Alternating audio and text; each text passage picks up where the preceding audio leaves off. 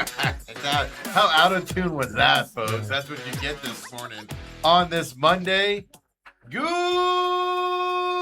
morning. It's the main event. I'm your humble host, Stephen McCollum. Most hosts would have just cut it, made it go offline, made it disappear. Not this humble one. I'll leave it out there for you all to hear that disaster of a start. But one thing I know is not a disaster because he played 17 years in the NFL, three-time Super Bowl champion for your Dallas Cowboys. His name, the great, soon to be in the Bills Hall of Fame, Hellestrae, everybody. Yeah, they could put me in that old stadium. Good morning, Steve. Yeah. All of a sudden, they put it up there as they tear it down. As they demolish it. Really quick before we get into that. Good morning, Dale. Good morning. Isn't that interesting? O.J. Simpson not being transferred over to the new Highmark Stadium deal. And that kind of gave me the opening to say, put Ellie in there. Is it really that interesting? I find it interesting. Because Buffalo fans are loyal. I understand the off-the-field stuff. But was he not the greatest player in Buffalo Bills history? I would say until some of the 90s guys, maybe, but he might be. A lot of the Bills fans put him above those guys, is what I'm getting at? I don't know. I was just reading a lot of fans up in arms about it, is all I'm saying. I mean, it's one thing to say, hey, guy got a speeding ticket, and we'll overlook that. Ironically, it's going to lead us to the Miles Bridges signing that the Suns did coming up later on in the show as well. Okay. So, two caveats. It's just in Buffalo, I'm just saying, I saw a lot of Buffalo fans up in arms about it. That's all. I just find it interesting. Like, just don't do it. Why do you announce it? Like, that's what I was gonna say. Just charge those high ticket prices, don't announce it, and nobody's gonna talk about O.J. Simpson. Yeah, and who's gonna walk in? Who's gonna walk in and go, "Hey, O.J.'s not up there"? How many people would actually notice? Right? Or actually wait till that happens and somebody says something and because they put an announcement out. Yeah, like they self-inflicted wounds, I guess. But also, I saw their ticket prices. Even upper levels, like $700 just to walk in that place. I knew the suites and the main level were outrageous because there were 50-year Bills ticket holders that are like, I can't afford this new stadium, and they weren't able to get tickets. But upper level, even. Whew. I mean, they're trying to get rid of everybody but the McCollums of the world. Well, they successfully did that. But Dale, how was your weekend? My weekend was good, a little understated. Played a little golf. Understated? Just kind of casual. We did a couple dinners with one with our neighbors, one with cousin of Brooks. Did I get an invite? Yeah, you don't live up there. You wouldn't be seen dead out in public up in Moon Valley. You've told me that many times. Oh no, I get to go to a golf club. I'm in. Let's do it. No, we didn't have dinner at the golf club. Because I'll walk around and I'll say things like, Bob, you're not as bad as Dale says you are. Yeah, it's good to meet you. Good way to get yourself invited. But no, played golf. It was a little warm. I was happy that I felt good throughout the rounds. This golf thing, when you hear these professionals talk about, hey, I'm gearing up for the majors and I'm doing this and I'm doing that. So I played on Friday, first time in probably 3 weeks, because they've changed tee times and we're out of town and all that. And I promptly shoot a 95. I couldn't get a ball in the hole to save my life. Was it your short game or your long, or both? It was the game of golf. Okay. The time I put the tee in the ground, the time I finally put it in the hole. All right. And then come back on Saturday, 24 hours later. I didn't go to the range after or before the following round, and I probably shoot a 84. Really? Because I usually do worse the second day. Yeah. You're more sore. I was not expecting that at all. I don't know what happened, but I will take it. And so for the week, Hellestrae magic. But for the week, I had a net gain of $40. Oh. I lost 55 on Friday, and I won 98 or 95, whatever, on Saturday. I couldn't afford playing at your men's club. That's a lot of money. Steve, you spend that much money on a TV dinner for crying out loud. A frozen dinner. Yeah. I did spend a lot on dinner on Saturday. I was like, oh, well, I want to hear about this. You're moaning and groaning and limping and you can see it. They got the light up there. I can't put makeup on my head today. Oh, see that right there, Dale? See that big bump right there? Did you stand up too quick? You bump your head on the headboard? I walked directly into a tree branch. How'd you not see it? It was above my head. Oh. Seriously, so folks. I almost died. My neighbors almost found me unconscious on my front porch. Autumn was with me, thank goodness. Yeah. I saw, I went black, saw stars. Really? You hit it that hard? I hit it hard, man. It right there, yeah. Right there. And it was, but it had like sharper thing. I was picking like wood out of my head. that was right before we left for the Rattlers game. So I probably drove across town with a concussion. What were you doing out? You don't go out in your yard in the afternoons. I spent way too much time in my front yard this weekend. I have this is a funny story. So anyway, I have this big bump scratch on my head. My head burns. It hurts. But the hit was so hard, like, you get your head like jammed down. So now I have like this nerve problem where my whole right side of my body hurts and everything. It's all puffy. It's all stretched. It's just like, can't turn my head very far. Were you like walking fast and you didn't? Just took a step. Boom. I walk hard, Dale. Steve does everything. I was looking down because I was telling on him because I was out in my yard crawling through this stupid bush I have, trying to find where my water leak's coming from all Saturday morning. So I'm out there, and I told you, I don't know how you're golfing right now. Because from like 7:30 to like 9, it was like perfect out. Like just a little sweat, nothing majors. I'm working, trying to dig. I'm crawling my hands and knees underneath this tree, trying to find a water leak. It's not a water leak. I got like a river flowing through my house. So I'm trying to find it, and everything. I have an overgrown bush because it's been being overwatered and everything. And so I'm doing that. And then like 9:30, all of a sudden, I'm just like, holy heck, it's hot. Just sweating like crazy. Like it took me an hour to stop sweating. Ridiculous. It just got that hot all of a sudden, like 10 o'clock. And I'm like, how's Dale golfing this stuff? So then I was already all. Hold on, you got to clarify though. You said you had a river run through your house. You're saying through your lawn, through the front, through the front rocks and everything. Okay. So like 6 months ago, I noticed that I have an increase in my water bill. This is, again, welcome to a Steve story. And I'm like, huh, a little bit higher.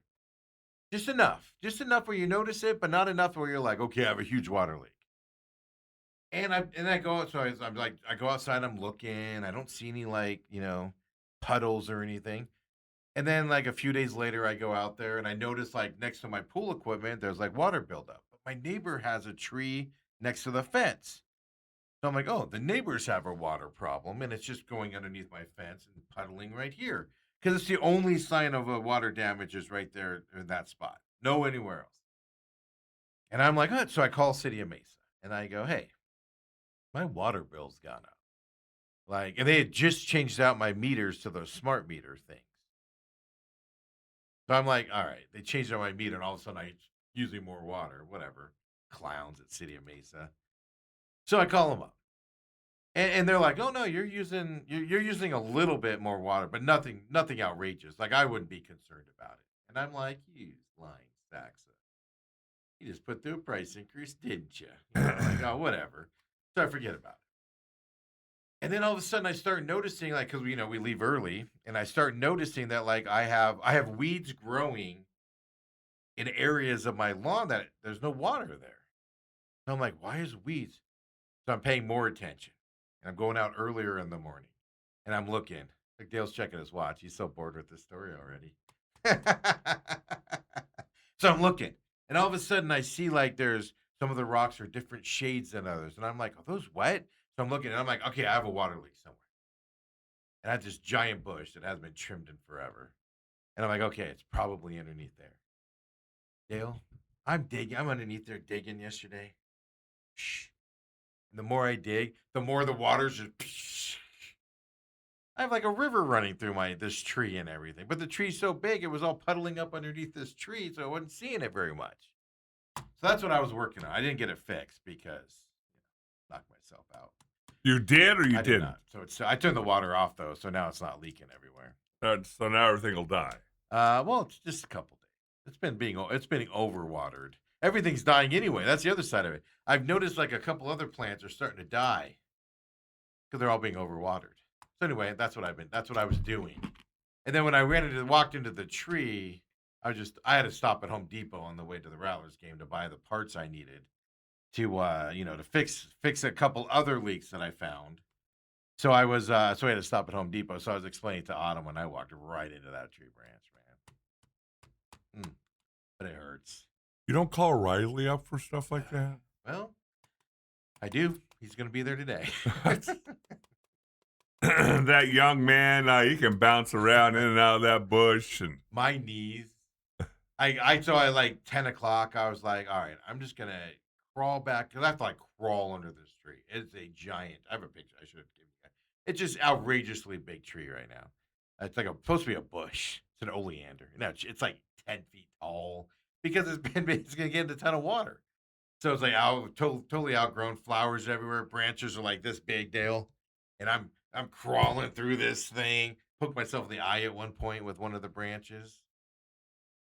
And the homeowner association president's not been on your ass? This is why I got to get it done. Is I'm going to get a notice one of these days. So I'm like, how do you do that? Done. How do you write yourself a letter? Well, I know the management lady might be writing me a letter. But I'm like, all right, let's get this. So I'm dealing with all that and everything, and I'm like, oh, this will be an easy fix. I'll find it. Nothing's ever easy. So it was funny though, like 10 o'clock, I was like, all right, I literally got down on my hands and knees, start crawling into this tree again. Like I looks like I'm spelunking, folks. I'm over a branch, under another branch. These branches are thick. They won't move. I'm just like, whatever. So I'm doing that. And I got halfway back there, and all of a sudden I can't breathe. All of a sudden my knees are like killing me because I'm on rocks, and like my knees are. So then I'm trying to like get out as quickly as I can because like my body's just like, you're done. Like my knees hurt to this day. They hurt because I was just on those rocks. So I'm getting out of there, and I get out of there, and I'm just all. I'm like, all right, I'm done for the day. My work here is done. I'm being told I'm done for the day. It was terrible. It was just a terrible, terrible thing. But yeah, so there we go. I found the hole though. It's a hole dug now. So now he's got to go trim. I mean, there's just dead branches in this thing that are like giants, so you can't get to the hole easy. So he's just got to go there and cut back a lot of the dead branches that are behind it, and trim it a little bit to make it easier to get to the hole to fix it. It's an easy fix. It's where it's at. That's the problem. Right. And stuff. So I don't know. He's supposed to go by today and start working on it. Let's see if he's texted yet. Nope, not yet. Probably still sleeping in, young guy. Well, Ethan, don't type anything into the chat over there because I know Ethan's going to, and everything. Yeah, he was supposed to come over on Friday, and he had to cancel because he had an emergency or something. And so I was like, I'll just go do it myself. You'll show him. No need to come over here. I might have made it worse. A concussion and pinched nerve later. Seriously. So that was my Saturday. Yeah, that was my Saturday. Mm-hmm. And then you drove all the way across town to watch an exciting, scintillating football game. I had to go to the Apple store because this iWatch, they send you with just a large wristband. Too tight. So I ended up poking a hole in that large one, And I'm looking on Amazon for an extra large one, from these third parties or whatever. And then because I sweated in it all day, I'm like, I still need one that I can sweat in. Then I need a nice one I can change it out. Like I'm that type of guy. The whole thing. Don't worry about my whatever they're called. My craziness. Yeah, my craziness out there, right? So I'm dealing with that. I can't find one in. So I'm like, you know what? There's this restaurant that we go to every once in a while. It's super ridiculously expensive, but it's so good. And you're going to ask me the name of it, and I can't think of it. I won't be able to think of the name of it. But it's at the Santan Mall. So I'm like, oh, we'll go there for an early dinner on the way to the game, hit up the Apple store. They only have one extra large band, and it's in the one I wanted, ironically enough. But they're $50 bands. Dude, Apple's a ripoff. I don't know who they think they are, but I paid it. Then we walked over to this Italian place because I really wanted shrimp and scallop risotto. That's my favorite dish at this place. Okay. So we went over there and got lunch, and Autumn gets a salad with salmon on it. It's great food. Oh my gosh, I can't think of the name of it right now. So we went there afterwards, hit the Apple store up, went there. They're literally right across the street at the mall. So we did that. Stopped at Home Depot on the way to the Rattlers game so I could get the parts I needed.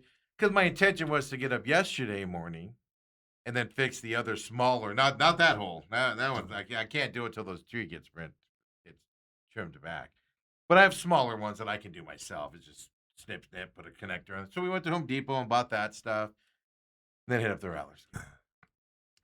So I'm sitting at the Rattlers game in the second quarter. My dad's calling me. And I'm like, what's my dad calling? At 7 p.m. Like, that's kind of a weird time. And I know he's out of town. He's out of town this week. Oh, okay. So I don't answer. And I just get this text, call me. So I'm like, all right, I'm in the middle of something. You know how loud it gets in there. Yeah. So I'm like, all right. No, I got to call you in a minute unless it's an emergency. He goes, no, just call me when you can. So I call him. Commercial breaks. I call, get up, go call him. He's out of town. His AC's broken. Ooh. My sister says it's like 88 degrees in the house, which is fine because they're out of town. Cool. Except for they have 2 elderly dogs. Oh. So my sister's over, and the dogs, I guess, are just panting. So my brother's out of town. He's at Disneyland. One of my nieces that would normally help out is out of town. My sister's over there, but she can't take them because her dogs and these dogs don't get along and everything. So it's like, hey, I need my AC fixed. I'm like, all right. And he goes, also, my dogs are there. I'm like, okay. Cool. Have Kathleen taken one. He's like, I have nobody to take them. And I'm like, all right, I'll go pick them up on my way home. So we go pick the dogs up after the route. So it's like 10 o'clock. We leave Glendale. We drive across town, which is on the way home. It's not like it's out of the way. We get there. 2 elderly dogs, pick them up in their beds. They're just taking them to my house. So I'm up to like 1 in the morning because my dog just wants to play with them. My dog's a bundle of energy. These dogs want nothing to do with my dog. Right. Old. Like these dogs are like on the cusp of, they're almost gone. And my dog's just, and she's barking and like till 1. So I'm up till 1:32. And I'm just like, man. So I deal with that. Then yesterday we went and saw Supergirl at 11 o'clock. It was an excellent movie. I recommend it. I'm not a comic book fan at all, but I enjoyed it. It was a lot of fun. I love the way the girl played Supergirl. I love the jokes that they had, and I just good time. 2-hour movie, and it didn't even feel like it. I flew right by. So did that, and I'm waiting for the AC guy to call because the AC guy was like, it's a guy that we use a lot for a rental company. We spent a lot of money with them over the years, and I don't, I'm kind of like, but my parents are out of town, so I'm like, hey, don't need to rush overtime. My AC guy, he's so busy right now, obviously, but he's coming back. He showed up yesterday. So he texted me, and we're leaving the movie. So I text my sister and be like, can you go let him in? I'll be there, half an hour or whatever. So I was dealing with that. So I had to go home, get the keys, drive all the way back to my parents' house, find whatever. And everything. So it's just like busy.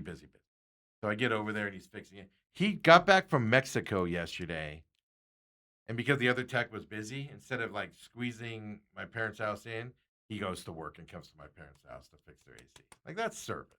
That is. Because he could have just told me to F off, call somebody else, But he does a lot. He does do a lot of work for the rental properties and stuff like that. So I was like, cool, perfect, whatever. So he comes over, of course, AC, $1,000 fix. Fixes it. So I don't get back home till like 6. I got nothing done this weekend because I almost knocked myself out. These dogs. So then my parents came over because I didn't take the dogs over because it take a while to cool down. But yeah, it was like 92 degrees in my parents' house yesterday. I'm all sitting inside. Really? Lights fixing it. So I just like went out and I was watching the end of the NASCAR race in my parents' house. Sweating, just sweat pouring down my face. But he got it fixed that quick, huh? Yeah, just needed a new, needed some new stuff in it. I mean, it's an old model. They're going to need a new AC unit, but So my parents got back into town, came out, picked up the dogs. So then I had to, hang out with my parents for a little bit, get their dogs loaded up. Then I was just exhausted, so I went to sleep. That was my weekend. And today you're sore, your pinched nerve, your Seriously, knee. Dale, it hurts. When I look over, I'll forget too. Like I'll be driving and I'll go check my blind spot and I'll just look over and I'm like, ah! It feels better today. When I was sitting at the movie yesterday, like there was a point where I'm like, I gotta stand up because I was like, it was like hurt so bad. It's Was it because crowded? Was the movie yeah. theater crowded? No, we went to the early showing. I don't. I think it's not going to do well at the box office. But it's a good movie. Well, get out there and write your review, Steve. I know. Well, Sell. The person that was going to do the movie show with me got a new job, and we have to figure out how to do that. Well, that's not Ethan. No, not Ethan. No. That's your sweetie's working on a Sunday? Yeah. Well, I never had to do that with school, did she? No, she'd be off right now. So we'd have plenty of time to do the movie review show. That's the problem. Oh my God, Dale. With her, I'm gonna complain about this online right now. With her working out, she's working till 5 now. So like I'm not on days we go to dinner. I'm not eating dinner till we're getting home at like 7:38. It's messing with my vibe. I just don't. What time did you guys usually eat? Oh man, I'm at dinner by 4:35. What? Oh yeah. Beat the crowds, man. You're there with the blue hair. You got to remember though, I'm also eating lunch at 10:30, 11 because I'm up so early and doing stuff. So I eat lunch early. I know I was giving her a hard time about that. Like, I don't like how you're messing with my sleep schedule. And eating schedule. Wow. So you had a very, very interesting weekend, and you didn't get a whole lot done. The Rattler game wasn't even worth the drive out there. No, we knew it was probably going to be a blowout. It was either going to be a blowout or a game you don't want to be at because it wasn't a blowout. Yeah, they only got one home game left. I don't think they're getting a home playoff game. They actually still can because the other teams ahead of them, San Diego and Vegas, have a pretty hard schedule coming up. The problem is they'll lose the tiebreaker, at least to Vegas. Right. So it's gonna be hard for them to may change the quarterback this weekend. I read on your Max Myler back in there at starting lineup. I was going. I don't have the videos today because I didn't have time to do it. We'll talk more about that tomorrow. I was asked him about the quarterback change. Standard coach answer. We just thought he gave us the best answer, the best way to win tonight. And then another kid followed up with, "So does he want his job back?" And he goes, "Take it day by day." And I was like, "Such a coach answer." Was your boy Richard there? No, he wasn't. He was covering that 7-on-7s at Just Chili 7-on-7s, whatever that thing is. Yeah, I know because I was like, Richard has like his chair there, and I was sitting next to it, and everything, and I was like, oh, Richard's not showing up, and then I was on Twitter, and it popped up where he was. He was down at Basha or wherever they were doing that and watching the Basha championship game. The end of the 7-on-7 season in Arizona high school football. Yeah, that's the last one, and now it's season after that. Ann says, were you at North Italia? Huh. I don't think that's what it's called. Let me look this up here. It's a good place. You just ate there 2 nights ago. I can never remember the name. I've been there so many times, and I can't think of the name of it to save my life.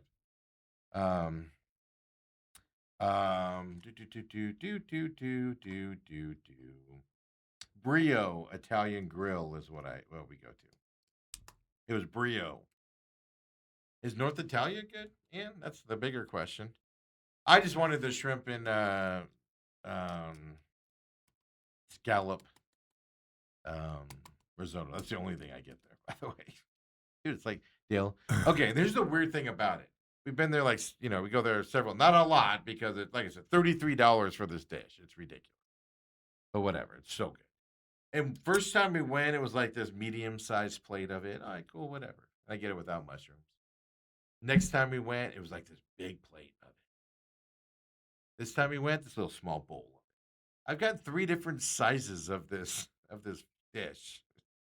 All 3 times I've been there. Is it filling? It fills you up. But you get, I mean, like anything, it's just rice, it's risotto and shrimp and everything. It fills you up in the moment. But with everything I did, got to stop at Sonic on the way home at midnight with the dogs to eat. But that was my weekend, folks. Dale's over here golfing, having fun. A lot more. I'm being the dog savior. A lot more exciting than my The weekend. dog savior I'm being.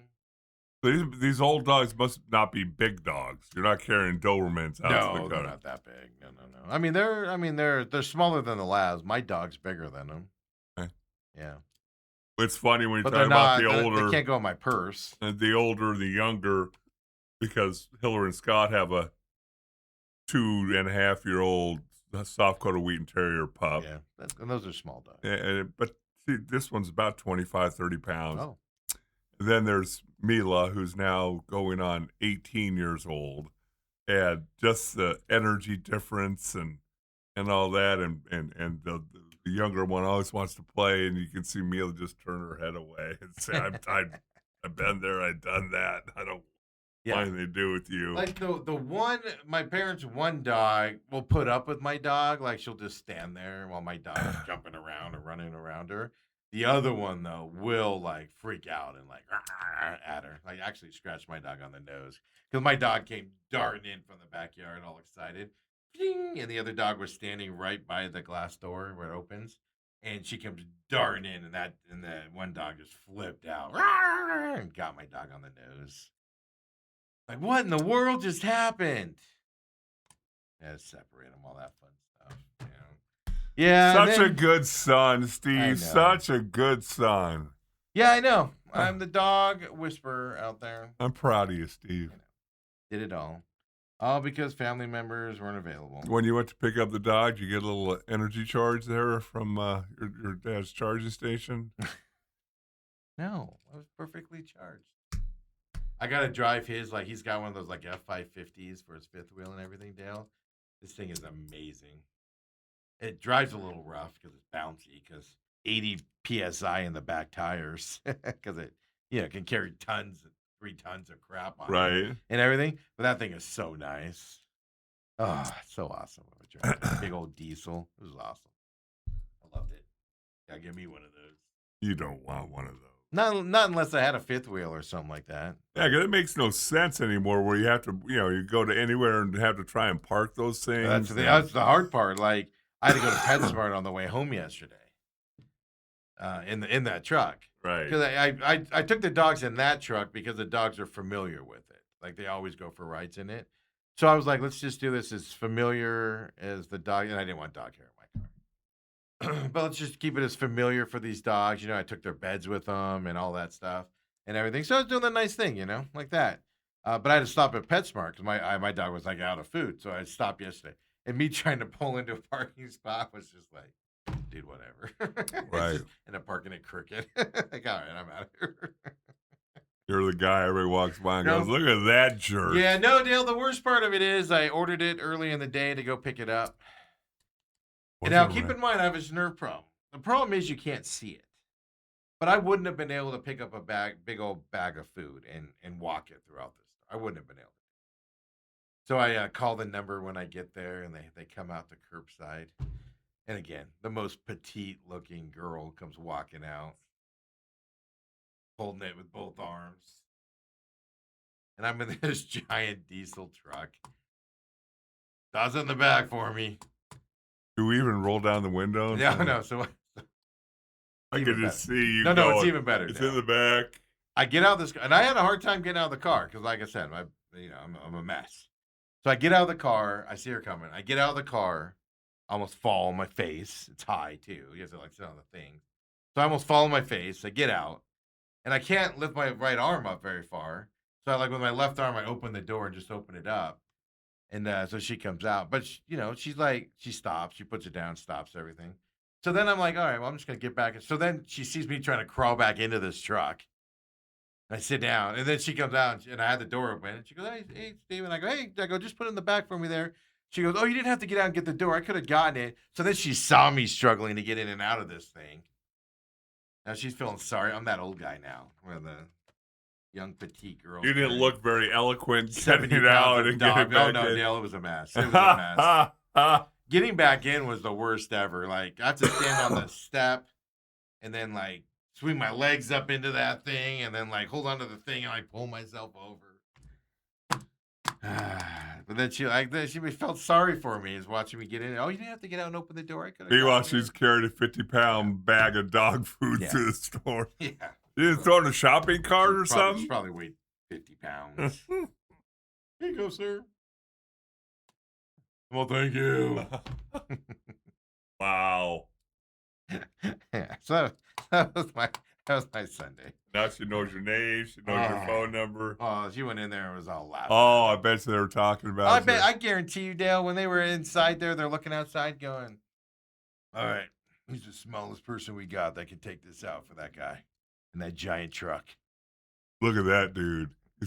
He's got issues with being a man, so he gets a big truck, and now he can't even get out of it. Yeah, Dale, it was a mess. I was sore yesterday, man. It was hard to get out of that thing, get back in. It's so bad. It's so bad. Ethan says Millie Alcock is the best Supergirl in the past 10 years. I like the way she played the character in that moment. It was really good, actually, as well. But yeah, Ethan reminds me also. He says, don't forget I made you do the one thing you hate with the watch. So, Dale, I got this watch, and I've told you, I don't remember if I've said it on air or not, but my big thing with the watch is I don't want text messages on it. I don't want phone calls on it. It's just to keep me on track with moving around and getting active and stuff like that. Just to remind me, because I sit a lot now. So I'm like, oh, that's all I want it for. And I'm sitting there and I'm passed out of sleep. Sunday morning, just passed out of sleep. Up to 1. And I had a long Saturday, including, almost knocking myself out. No naps on Saturday. So I look and I just hear my phone buzzing or whatever, but I can't find my phone. And then I'm realizing that I also have a sharp pain shooting through the right side of my neck and my body. So I can't find the phone. So I just look at my watch and I see it saying Ethan on it. And I'm like in a daze. It's like 9:50 or something like that. I never sleep in that late. People are panicking thinking I'm dead, folks, because I'm not responding at 9:00 in the morning, 9:50 in the morning. So I answer on my phone. I answer on my watch. Because I can't find my phone anywhere. I promised myself I'd never do it. Ethan made me answer my phone on my watch. And I hate everything about it. This watch is going away. Anybody want to slightly use Series 11 iWatch? Because it's going away. I don't want to answer phones on it, but I did it. I hate it. I hate everything about it. I forget if I said it on air, the story about You said something about it. I don't remember. About the first day I had it at the old radio station. Oh, yeah. You at the bathroom or whatever? Yeah, I walked down the hall, came back, sat down at my chair, and ding, ding. Congratulations, you reached your move goal. Well, that's what cracks me up about it is Saturday, I hit my goals at by 10 a.m. because I was out in the front yard doing stuff or whatever. And the best part is now that Autumn has an office job where she sits a lot, hers is the opposite because as a teacher, she was easily hitting numbers, high number. And now her watch is are you alive right now? Mine celebrates when it's like, hey, you went to the fridge twice today. You've doubled your numbers. Congratulations. It's 10 o'clock. There's been no movement. But I slept into 9:50 on Sunday. I probably would have slept longer if my phone wasn't going crazy. It's craziness out there. But Ann also says Brio is good, but also is North. I'll have to try North Italian. Yeah. There's a north up by us. All I can say on the Brie is I just like that. I just like their risotto. I've never eaten anything else there. Had nothing else there. I can't speak for it. It's just really good. And I'm sure it's risotto, right? So I don't know what to do with that. But it's really good. I really like that dish. It's just the pricing on it. They're really proud of their stuff. Let's put it that way. I don't know how they stay in business. Every time we're in there, it's 3 tables. Really? Yeah. But I also eat early. Yeah. You were the 270-year-old couple. Well, on Saturday, we were in there 3 o'clock or something like that. Late lunch. Because we had to go to the Rattlers game. It started at 6. And I had to stop. I had to go to the Apple store and buy a $50 band. The best part is, Dale, the little skinny kid at the Apple store. Ethan says, wake up on time then. All right, I was saving some dogs on Friday night, or Saturday night, whatever night. Whatever night it was. The best part of it is we're in the Apple store and it's just busy and everybody's like staring at devices and people are helping them. And this kid's like, I'm like, here's what I need. And I go, I can't. He's like, oh, just look online. I'm like, I did. I couldn't find it. That's why I'm standing in front of you. So he's all like, I don't think we have extra large bands. They don't have normal sized people? That's what I said. My arms are not that big. Like, when I used to wear Fitbits all the time before they were bought by Google, I had the same thing. I had to go extra large bands because the large bands fit. They're just a little. I don't like it that tight, so I have to like punch a hole in it. But yeah, they have one extra large band, and it's only in black, and it's the one I got, which is the one that it comes with. And I'm just like, and I literally said that to kid. Do you not have like does everybody that use Apple stuff only weigh 12 pounds? Like. Then I'm looking around, and there's all these big people in the Apple store with Apple watches on. How do those fit them? They must have skinny wrists. Steve, it's the same thing, and I know we'll get to sports after the break, but this is about 3 months ago. I went looking for golf shoes, and I'm at the PGA Superstore, and size 11s. There's 5 pages of different shoes. Size 12, there's 4. Size 13, there's 3. Also, you turn to size 15. There's 3 models on 1 page. Yeah, and they're all like ugly as yes, heck. They're all like, you got size 15 feet. We don't really care about you.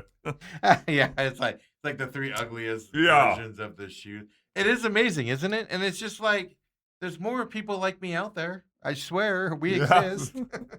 But it's not even when I was in shape though. This is my point here. Is yes, I'm bigger now than I was before. But even when I was in shape, I don't know, my bones are bigger, but I had that problem before as well, that a large band just doesn't fit me comfortable.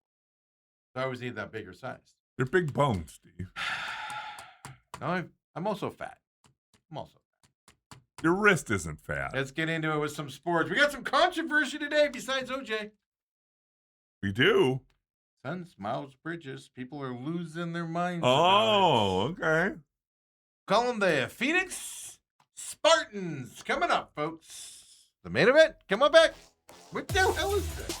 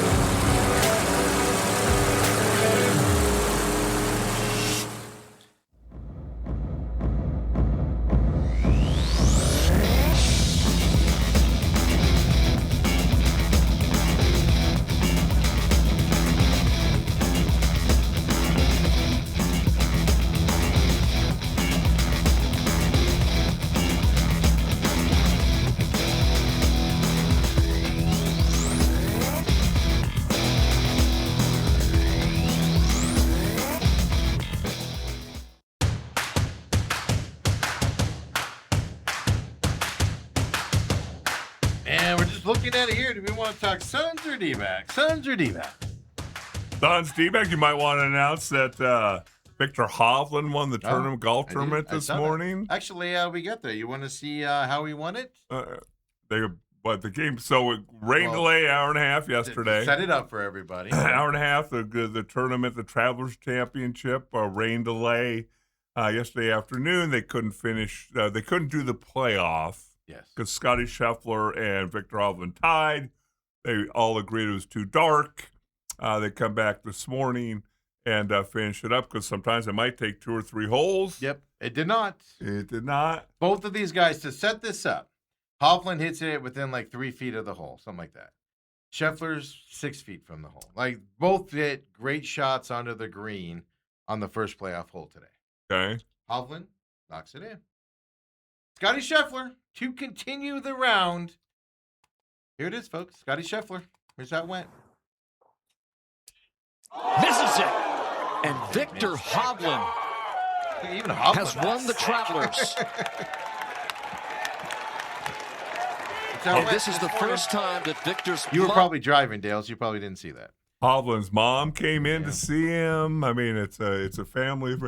Now, that's one of those things that it's like, inside you're so stinking happy that you won, but you can't start jumping up and down and hooping and hollering because that's a makeable. That was a beyond makeable. Yes, and he just pulled it. And he pulled it, and it still hit the hole. Yeah. The edge there. Oh. That would have continued. He wouldn't have won it with that. They would have gone into another playoff. But that's what I always say to people, man. Put pressure. I'm a big fan of just put pressure on the other guy. Right. Because something that should be the easiest thing to do, you put pressure on somebody and they could just shake it. That's what happened. Both of them hitting that shot in, close enough to do it, and makeable putts for both of them. One makes it, one doesn't. But yeah, so that's how that ended this morning. I got that just for you since I figured you didn't see it. Yeah, it was a weird day yesterday because I was watching some of it early in the afternoon, and then the rain day, so I went and did some other things, and then I came back. I'm like, the Women's Open is on still, so I guess I came back, played a little bit, got through 18, and then played the rest this morning. Yeah, it's rain is just messing everything up right now. Yeah. Meanwhile, we're just sitting here bone dry. Except for the river that runneth through my front yard. The ching that's going on in your pocketbook. Seriously. Water bill's ridiculous. They try to pass it off like it was. And just so you know, that playoff, I want to look this up. Yeah, be what's sure the of it. price difference? Victor Hovland won $3.6 million. That's it, huh? And poor Scotty Scheffler only won 2.1. What about now? This was one of those signature events. Yes. So the PGA has this rule where you have to play in. I think you can miss one or maybe it's two signature events. Right. You got to play in 15 of them. Obviously, Rory. Well, there's 8 of them. You got to play in 15 tournaments, but you got to play in all the signatures except for I think one, maybe two. Maybe 2. But obviously, Rory isn't hitting his required amounts of 15. Okay. They have a exception rule on there that they're doing with Rory. But nobody's saying why Rory's missing them. Like, nobody's saying there's personal problems. Nobody's saying anything to that effect. But they're employing this extenuating circumstances rule on Rory to where he gets to keep his PGA card and playing them next year and be because if you don't play in them, you're not eligible for the increased paychecks next year. And Rory just out of new, they come out and go, oh, there's an exception we're employing for Rory, but nobody says why. So you're telling me golf is like every other sport? They make stuff up for the big guys. Yes, for the big names and all that. But congratulations to Victor, super nice guy, well respected and loved on the tour, and Scotty's won enough. The Dutch, I know. The Dutch, I think, went out and surprised the golf tournament on, Thursday or something, where they went out there and they were all rowing in the background. Oh, yeah, I did. For Hovland and the other, I forget the other Dutch guy. That was on the tour. He's a big name guy. But they were out there, celebrating with them and doing all that. It was just a great thing to see. I also spent about 20 minutes reading an article about your guy last night. Dirtbag Phil, that's what we're calling him from now on. Is that who you're talking about? Yeah. Yeah. Don't meet your heroes. Alan Shipnuck or whatever. He's a longtime writer for Golf Digest and all that for the PGA Tour. And was it a new one? Because I saw he did one. I think he did one on Friday that I read. It was fairly long, talking about not just one or two issues. He's been kicked out of 3 or 4 high-end private courses over the last couple of years. Made advances towards Pat Perez's wife. Yeah, told him when Pat goes to bed, I want you to come to my room. Yeah. Gave her a key. Here's the other thing. If you don't know, his wife has health issues. Cancer, stuff like that. Yeah. And he paid somebody, a kid, like $500 to drive around the golf course in a cart so his wife could track his phone and see he's playing golf. Meanwhile, he's at a residence around the property doing God knows what. Use your imagination. It's What a D-bag, man. If even half of it is true, again, I don't know how true it is. I mean, okay, this is what's interesting. When he got kicked out of that private club, and he was like instantly, this is incorrect. We will sue anybody spreading this misinformation.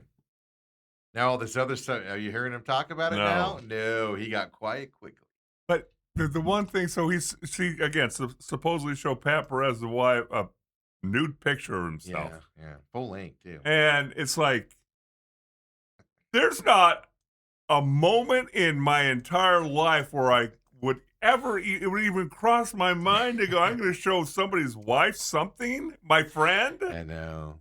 Well, not that I can show anybody, and nobody. By the way, it's not recent either. That's the other side of it. This spans. That was like 2016, 17. This spans several years, and everything.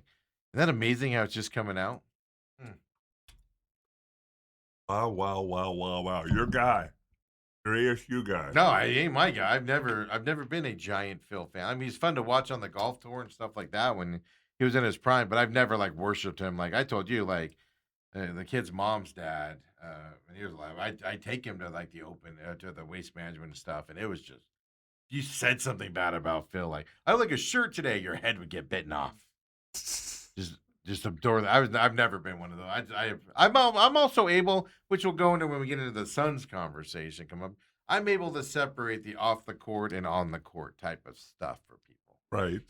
Now, to a certain extent, out there, but I'm able to separate that a little bit. But just when it's even, I'm sorry, it's worse when when your wife's pregnant and you're doing stuff behind her back, and then when she's sick and you're doing stuff behind her back. It's because some people, like when the wife gets sick, she's like, go have fun, go live your life, whatever. I know what I'm going through. I'm not going to be here much longer, whatever. And they decide as a couple to do it.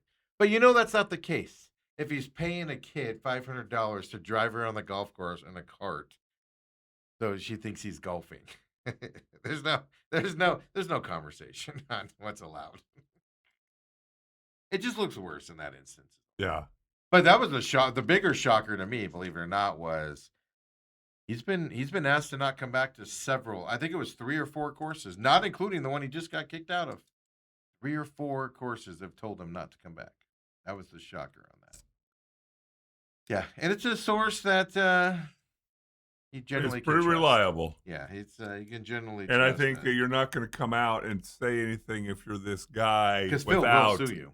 Yeah, without facts on your side. Yeah, because here's the thing: you get sued now, and then you go, all right, well, here's everybody that told me all this, and here's the proof of it, and then that's why you don't get sued when things are true. Right. It's because discovery can be interesting type of thing. Ann says, Steve, playing devil's advocate for Autumn, you can sacrifice your schedule for her to have better opportunities. No, I'm eating dinner too late, Ann. How well does Ann know you? Does she not know the things are about Steve? Oh, she knows that. Okay. Yeah, but I'm sure, rightfully so. She probably takes Autumn's side. Rightfully so, probably. I know. I'm just kidding around. I was joking around with Autumn about that the other day. Like, I don't like this. I don't like this arrangement. It's affecting my dinner time. 2 days a week. But you love Autumn. I'm taking my naps. I'm waking up from my naps at 5 now, whereas before I'd wake up at like 3:34. Now I'm waking up at 5 from my naps, and I'm up later. It's just the whole thing. It's a whole thing. It's a whole thing. Trying to show off in front of her out there in your bush. Watch me, honey. Clip that one. No, I was at the house by myself, so I could have been eating my snake or something. Somebody could have just come over one day and just be like, "Where's Steve at?" My shoes are hanging out of this giant tree. Just my shoes are hanging out of it, but I've been in there for 4 days. What could have happened, Dale? Meanwhile, I'm out there trying to do it. Got this big scar on my forehead now to prove it. It still hurts too, man. I did the shower today in the hot water, and I was just like, ah. Yeah, that's why you pay Riley a good penny to. Nah, I enjoy walking into tree branches. That's the best feeling in the world. Oh, Lordy, here we go. All right, so which way do you want to go? I don't even want to talk about either one of these.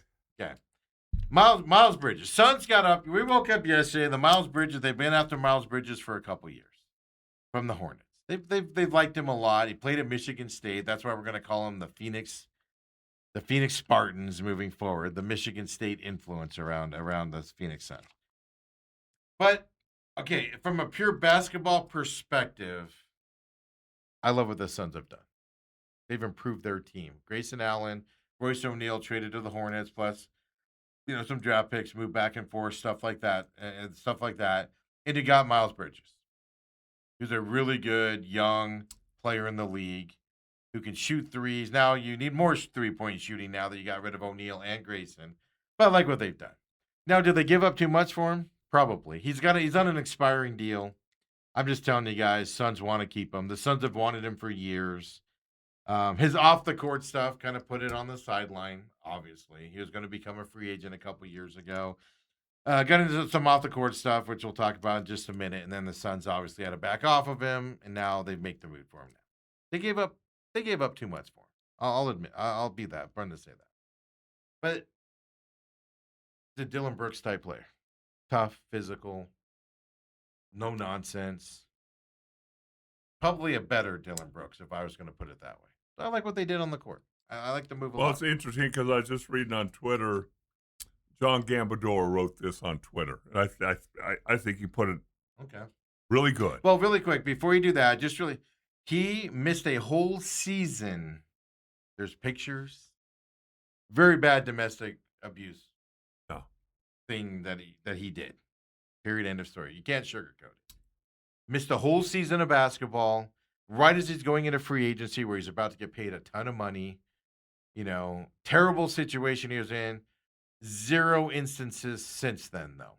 I want to stress that. 0 instances since that moment, which kind of changes my mind on it a little bit. So just to let you know, if you don't know what kind of trouble we're talking about off the court, it was serious domestic violence charge. There were pictures. It was a nasty situation, but no instances since.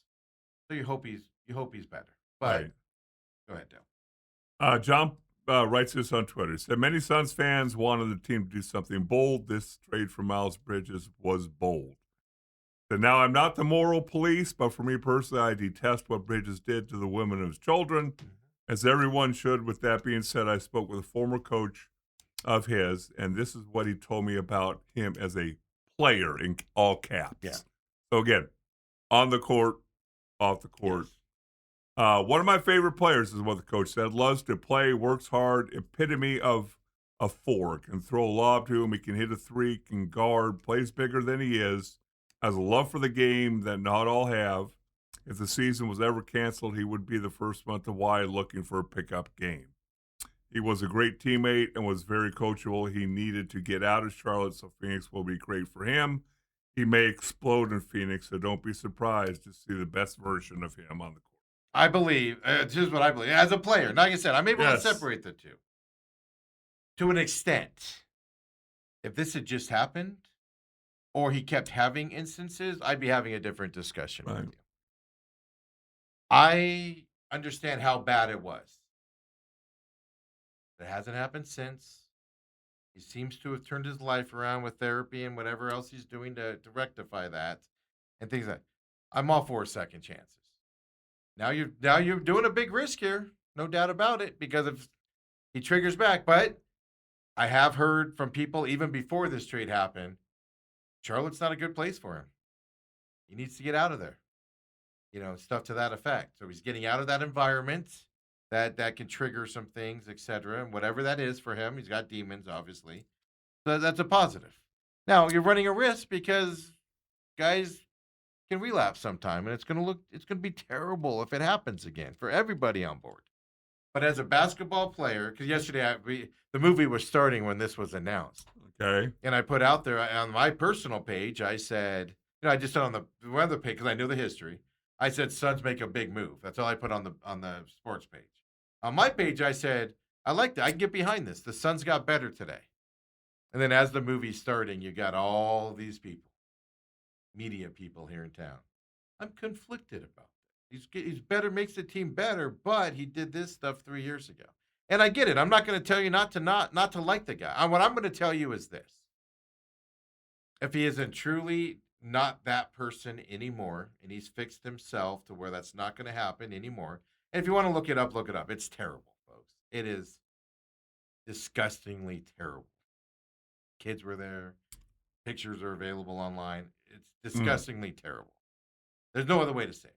But if he has changed his life around to where he's not going to do that stuff anymore, he's, kind of fixed that issue and whatever's inside of him that causes that.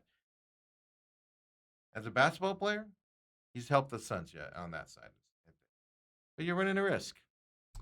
But the Suns improved themselves yesterday. Period. End of story. Did they give up too much for him? Yes. He's an expiring contract, but I'm just going to tell you guys now, the Suns are going to re-sign him. Now, there might be a delay on that because you got to get through the fan disgust and stuff like that. And I understand if you like it. But what I will tell you, he's going to be like Grayson Allen. Remember when Grayson Allen signed here, Dale? Yeah. Everybody went to the airways. Oh, I hate this guy. I hate this guy. Why the Suns sign him? I hate this guy. Now, different reasons. His stuff was on the court and stuff like that. I'm just going to tell you right now, kind of what Gambo just tweeted. I firmly believe, like I said, I'm going the caveat here that I believe he is a changed man.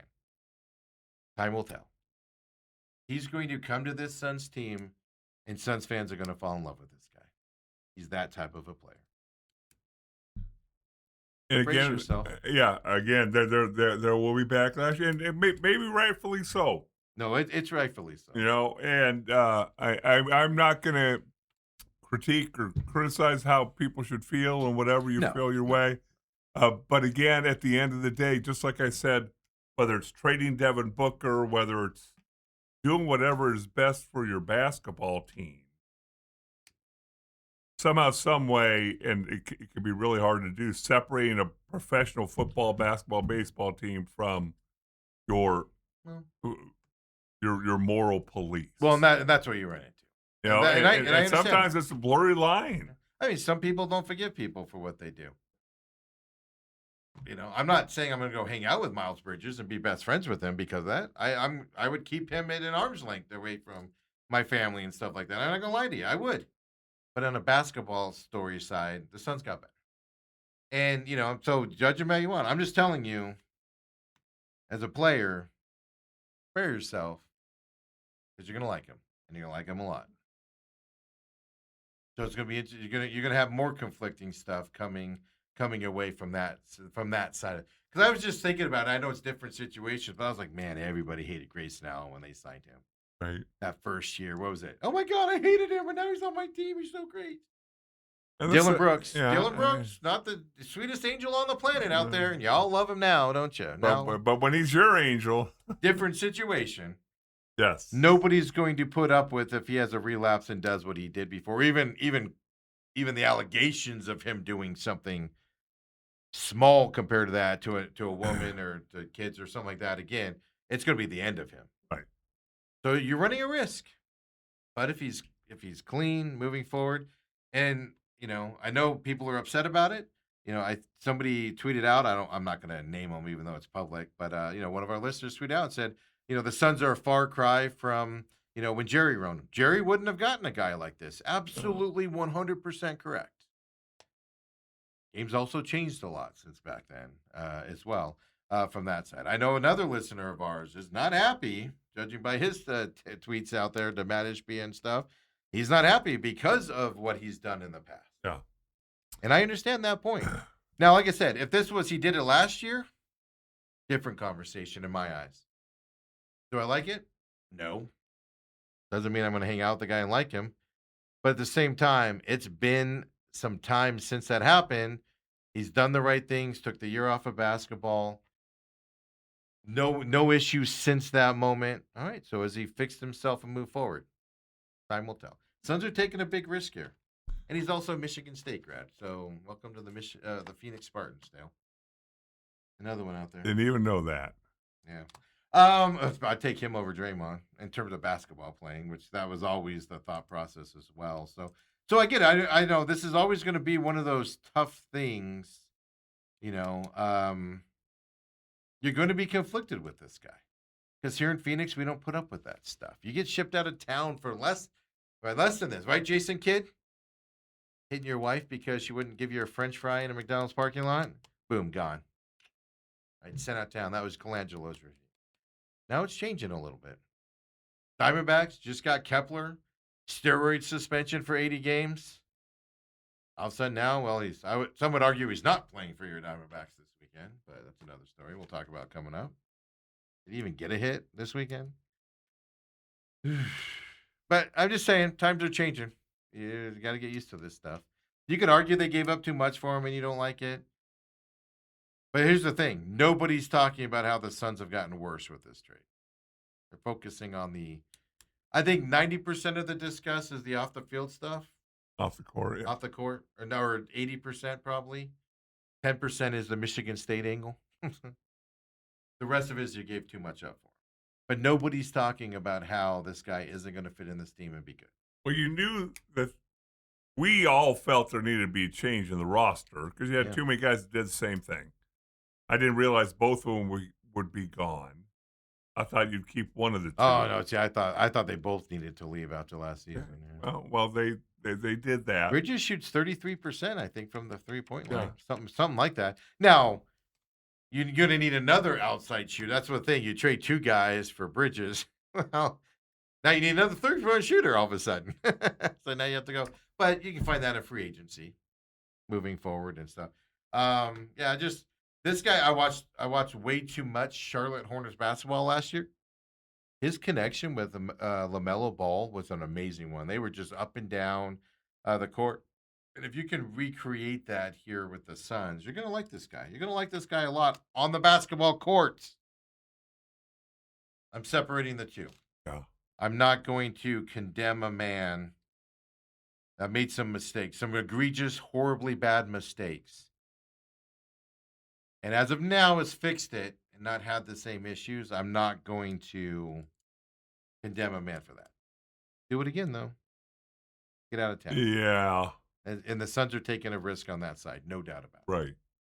Yeah. The Warriors are about to become the. You thought the Lakers were old a couple years ago. Do you see what they're trying to do? Dale, we'll end the segment here with this. Yeah.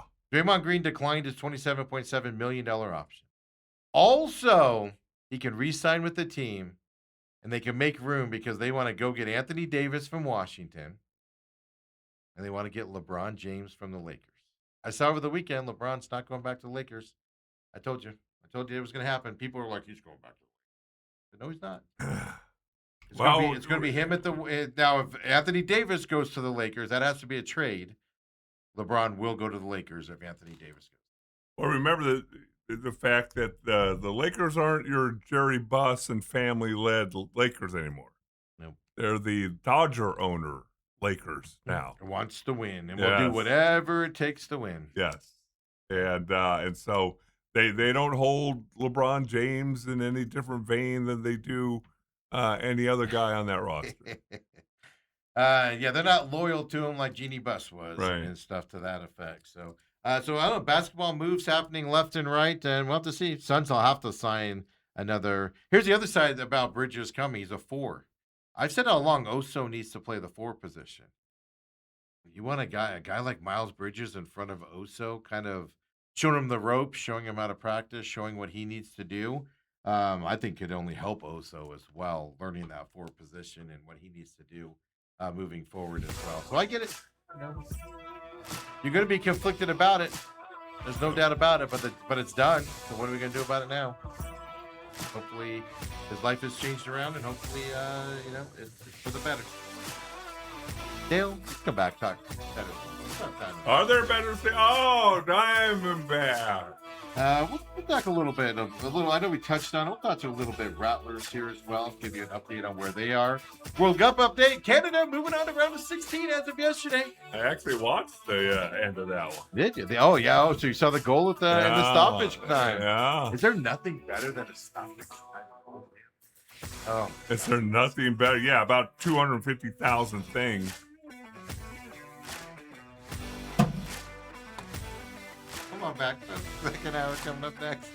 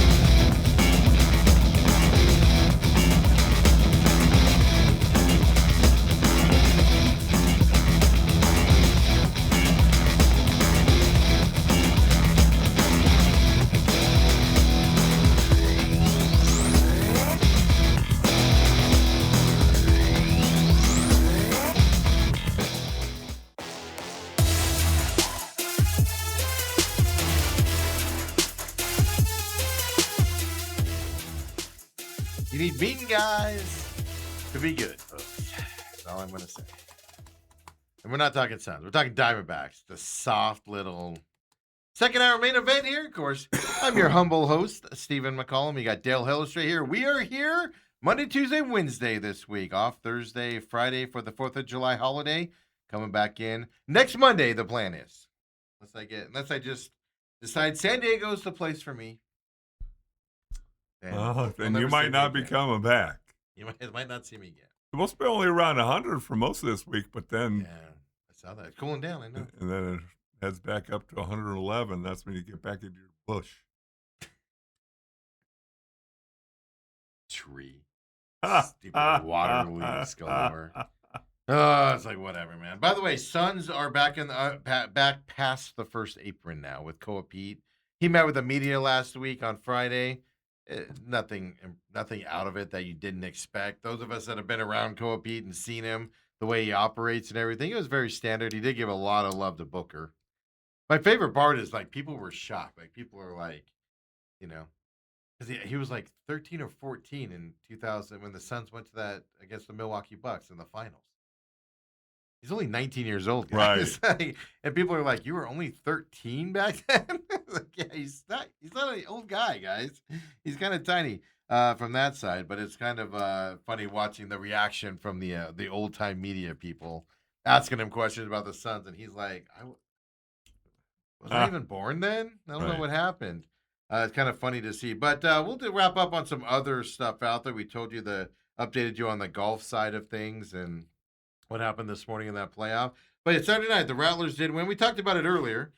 Dale, I think every year, I was trying to recount it. Coach Guy says it's been every year he's been the coach. They've made the playoffs. Yes.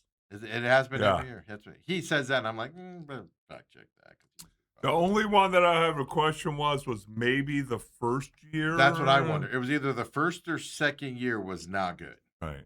And that was when they were coming back from bankruptcy and this, that, and the other thing. Rebuilding it, new owner, new owner from all that, and total changeover from the Danny White and Gene Nudo regime and those ownerships and stuff like that. So those are the ones that I question. If it would have been early, though. But they did, in fact, clinch a playoff berth. Las Vegas won on a Hail Mary against San Antonio on Saturday night, which got the Rattlers in. The weird thing is, and this is what sucks, is everybody was kind of happy Vegas won.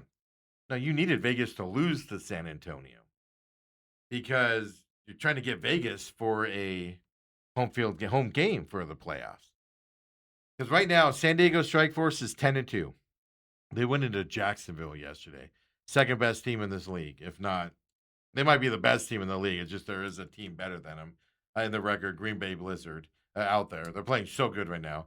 But they went into Jacksonville yesterday, and San Diego won. They're 10-2 on the year. Then you got the Las Vegas Nighthawks 9-3, Arizona Rattlers 8-5, Tucson Sugar Skulls 6-7. So those are going to be your four playoff teams. San Antonio is 4-8. They're still technically alive for a playoff spot, but they got to win out, and they need a lot of help. They need a lot of losses from the Tucson Sugar Skulls to get there.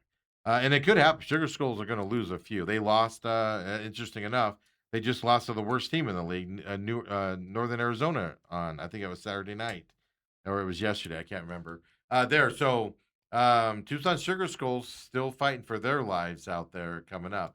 But now the battle is you're looking towards seeding for the home field. 1 through 4 get in. 1 plays 4, 2 plays 3. And kind of the debate is now Rattlers go to San Diego this Monday night. I'm kind of disappointed it's a Monday night game. If it was Saturday or Sunday, I would have gone to it.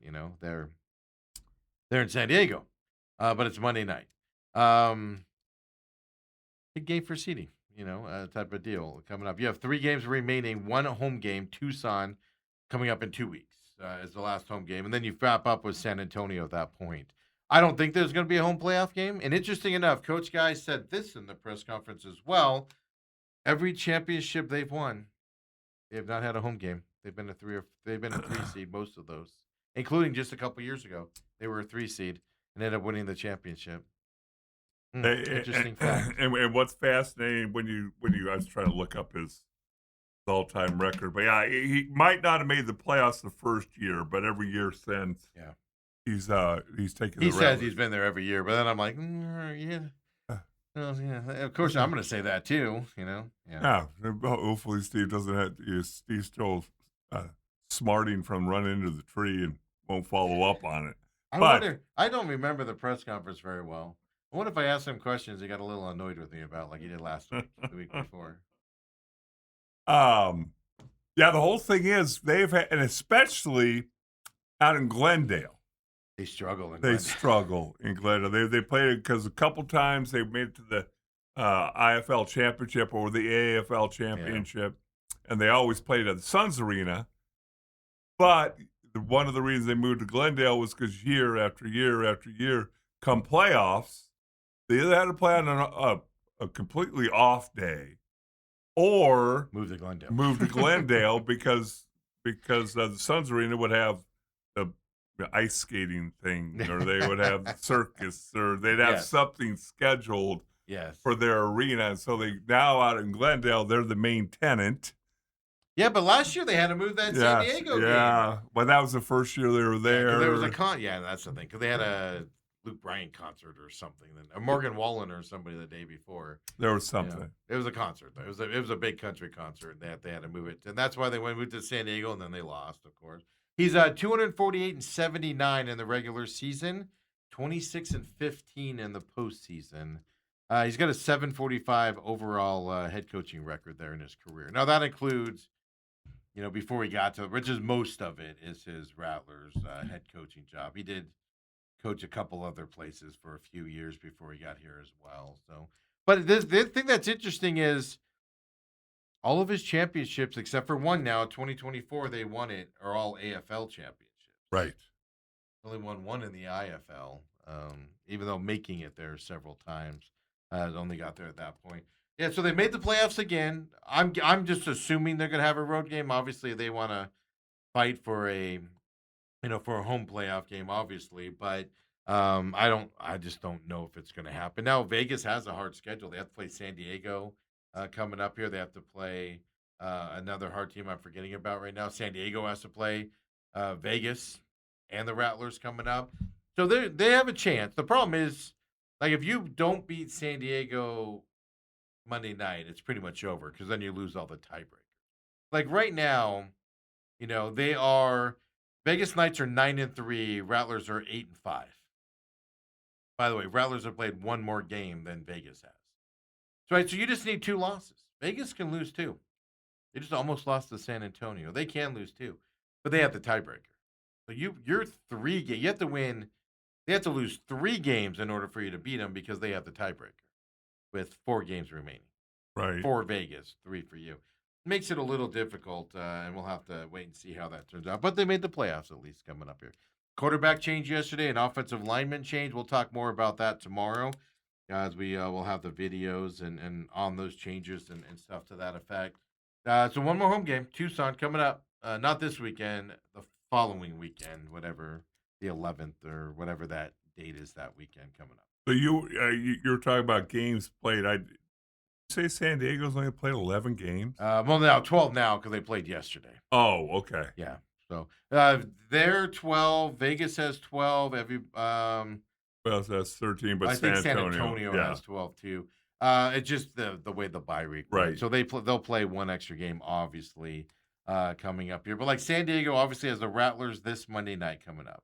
Then they're at Vegas Nighthawks the week after that. That's going to be a big game, obviously, for that first place spot there. Then they got New Mexico, which is just a god-awful, horrible team as well. And then you said you didn't even like their uniform? Oh, their uniforms. Their field is the ugliest thing you've ever seen. The yellow and red is just nasty. Say their mascot again? Chupacabras. What is that? It's a mythical creature. Oh, it is? I can tell you this: their offense is very mythical, like their mascot there as well. Then San Diego ends up with Tucson Sugar Skulls. So basically, 3 playoff teams, and Vegas could still be fighting for a playoff spot at that point. For San Diego, so it's not like it's easy for them going forward. Then the Vegas Nighthawks, New Mexico this weekend. Should be a win for them. But then they got San Diego at home. And then they got Northern Arizona after that. Should be a win, but they just stuck their head up. They just fired their coach. Northern Arizona did, and they played well last weekend, or Saturday, I think it was, or Sunday against Tucson there as well. So beat Tucson last weekend. So there's some hard games. There's still a chance. It's just it's an uphill battle. But you made the playoffs. That's what matters, right, Dale? Make the playoffs, and again, when you look at this team, and it makes absolutely zero sense, but at the same time, it kind of does. The home field advantage in the indoor football league, I don't know how much that really comes into play. It comes into play. The noise level comes into play because they don't play in full arena, in as full of arenas as they do in Glendale. Let me put it that way. But a seasoned team doesn't matter to them, like San Diego. But what I've always liked is when you go on the road, it's just you and your team. Yes. You're not worried about tickets. You're not worried about family. Family's not staying with you in the apartment the night before the game, and you're staying up till midnight. And they play in the loudest arena, or the fullest arena in the league. Right. Like yesterday was the biggest crowd of the year, 9,602 people. So 2 extra people walked in there to make it not a round number. Yeah, jerks. Is that you and Autumn? I don't think we count because they don't scan anything for us to go in. Right. We just have our passes. I don't think we count. So it's more than biggest crowd of the year yesterday, and stuff. But that's what I'm getting at is, the crowd when they go places just comes down to basic football. It'll be interesting to see, Dale. I'm leading toward a theory here on the Rattlers. Leading toward a theory. I think, and I like Drew Powell. I love me some Drew Powell, but he makes mistakes. Last week in Tucson, 3 turnovers. They ended up losing that game. Right. That they shouldn't have lost. Now, Max Meyer, I think you're going to look. And the reason why he said publicly in a press conference earlier this year when he switched, he said, well, we've had too many turnovers on downs, 1 or 2, and we don't want those. And I think turnovers are why they went back to Max Meyer. But I think at the end of the year, we're going to look back. If Myler starts the rest of the year and into the playoff, I think we're going to look back, and that might have been the mistake. I think the offensive woe problems, offensive line issue that they got a UFL lineman in and started this week. He'll just get better as he gets used to indoor football. But I think the quarterback situation there's just something off with this offense. And I think if you would have stuck with one guy and dealt with those couple turnovers and downs that you weren't happy with, those would have improved. And I don't know if moving the quarterbacks back and forth might have messed with that offense a little bit. Well, here's what I'm going to tell you that I'm, without even talking to him, that I'm sure came into play. Obviously, he wants to get them hitting on all cylinders going into the playoffs. They played some young guys that hadn't played before in this game, getting depth for the playoff run. Yeah. But we've talked about Drew Powell extensively, the fact that he's a couple-time MVP. 3-time MVP for the Arizona Rattlers, and then each one of those 3 years ended in disappointment because usually the first game losses. He threw multiple interceptions in games once the playoff starts, and I think probably Kevin Guy saw that last week and went, I don't want to go down this road again. And it's not like his interceptions are like, oh, bad, good throw, just bad luck. Yeah. When he throws an interception, like he's cocking back, and you're like, no, because you can see it coming. It's so obvious. No, I don't disagree, but that's kind of what I'm leaning towards is, if you went away from Myler because you weren't scoring as much as you'd want to, and that was the reason why, and then you went to Drew Powell. Not that Drew Powell was a bad mistake. It's just I think you should have stuck with one of those guys and ridden through it and try to correct it that way is what I'm getting at. And if Max Myler's the guy that gets you, the offense looked like it flowed better with Drew Powell, but you have to deal with those mistakes. Right. Myler's not always fluid and stuff, which is what Kevin Guy wants. It's not always a fluid offense. It's definitely not. There's issues to it. But if you would have stuck with him through those 4, 5, 6 games, would it have improved to the point where now it's clicking? Well, the thing about Drew Powell is he's so tantalizing because not only does he have a really good arm, makes poor decisions sometimes, but he can also hurt you with his legs. Yeah. And it's that dual threat that Not as much this year. I think that injury, and I talked to him about that a few weeks ago, and he came into the press conference and everything. He's going down now. I'll put it that way. He's not looking for the contact. we're trying to run through contact. Yeah, so I think you're seeing him kind of be going down there, so the linebacker hits him as he's falling to the ground, as opposed to him trying to look for that contact. But I don't know. I don't know. Just at the end of the season, I'm working off of a theory here, and we're just paying attention to it. I'm not saying it's right or wrong right now, but I think the mistake this year might have been making that quarterback change. It might have caused something in that offense. I don't mean in the locker room. I mean, the issues you had with Myler to where you benched him and went with Drew Powell. Could it have been fixed if he got more playing time out here in the West? Is kind of what I'm wondering going forward. But now again, I also saw Max Myler yesterday or Saturday night against one of the worst teams in the league. Dear God, the New Mexico quarterback throws a beautiful ball down, beautiful ball, and the receivers don't even turn around and look that it's coming. They were just no connection, no idea what was happening between the receivers and the quarterback. It was like, even the quarterback would be like, where's my guy? He should be standing there catching that ball. It was interesting looking watching the other team out there as well. So, and you're saying the new offensive line played left guard? So the right side of the line. No, right side of the line. So did he replace that Slaughter guy? No, Slaughter's still in there. Slaughter's on the left. Oh, he's on the left. Okay. Wait, left. No, you're right. I'm sorry. Left. It's the left. You're right. I'm sorry. Left side. Left guard. My bad. I was looking at it backwards on my mind. Slaughter's still there. Parks, the new center that came in after the injury to I forget his name now. After they were in New Jersey. Yeah, we placed I think his name was Nelson. Which I didn't think those two guys were the problem. I thought once they moved centers, I thought the center was kind of mucking it up a little bit. But I will say this. The guy played in the UFL. Now he's got to learn. He got beat. The Myler fumbled the ball early in this game, early in the second half, and they scored a touchdown off it. He got beat bad off the line. So, but that's just a learning curve, right? Yes, going from the outside game into the to the indoor game. But you would expect a guy that played in the UFL and played a lot in the UFL is going to pick up on that pretty quick, right? Right. You would think.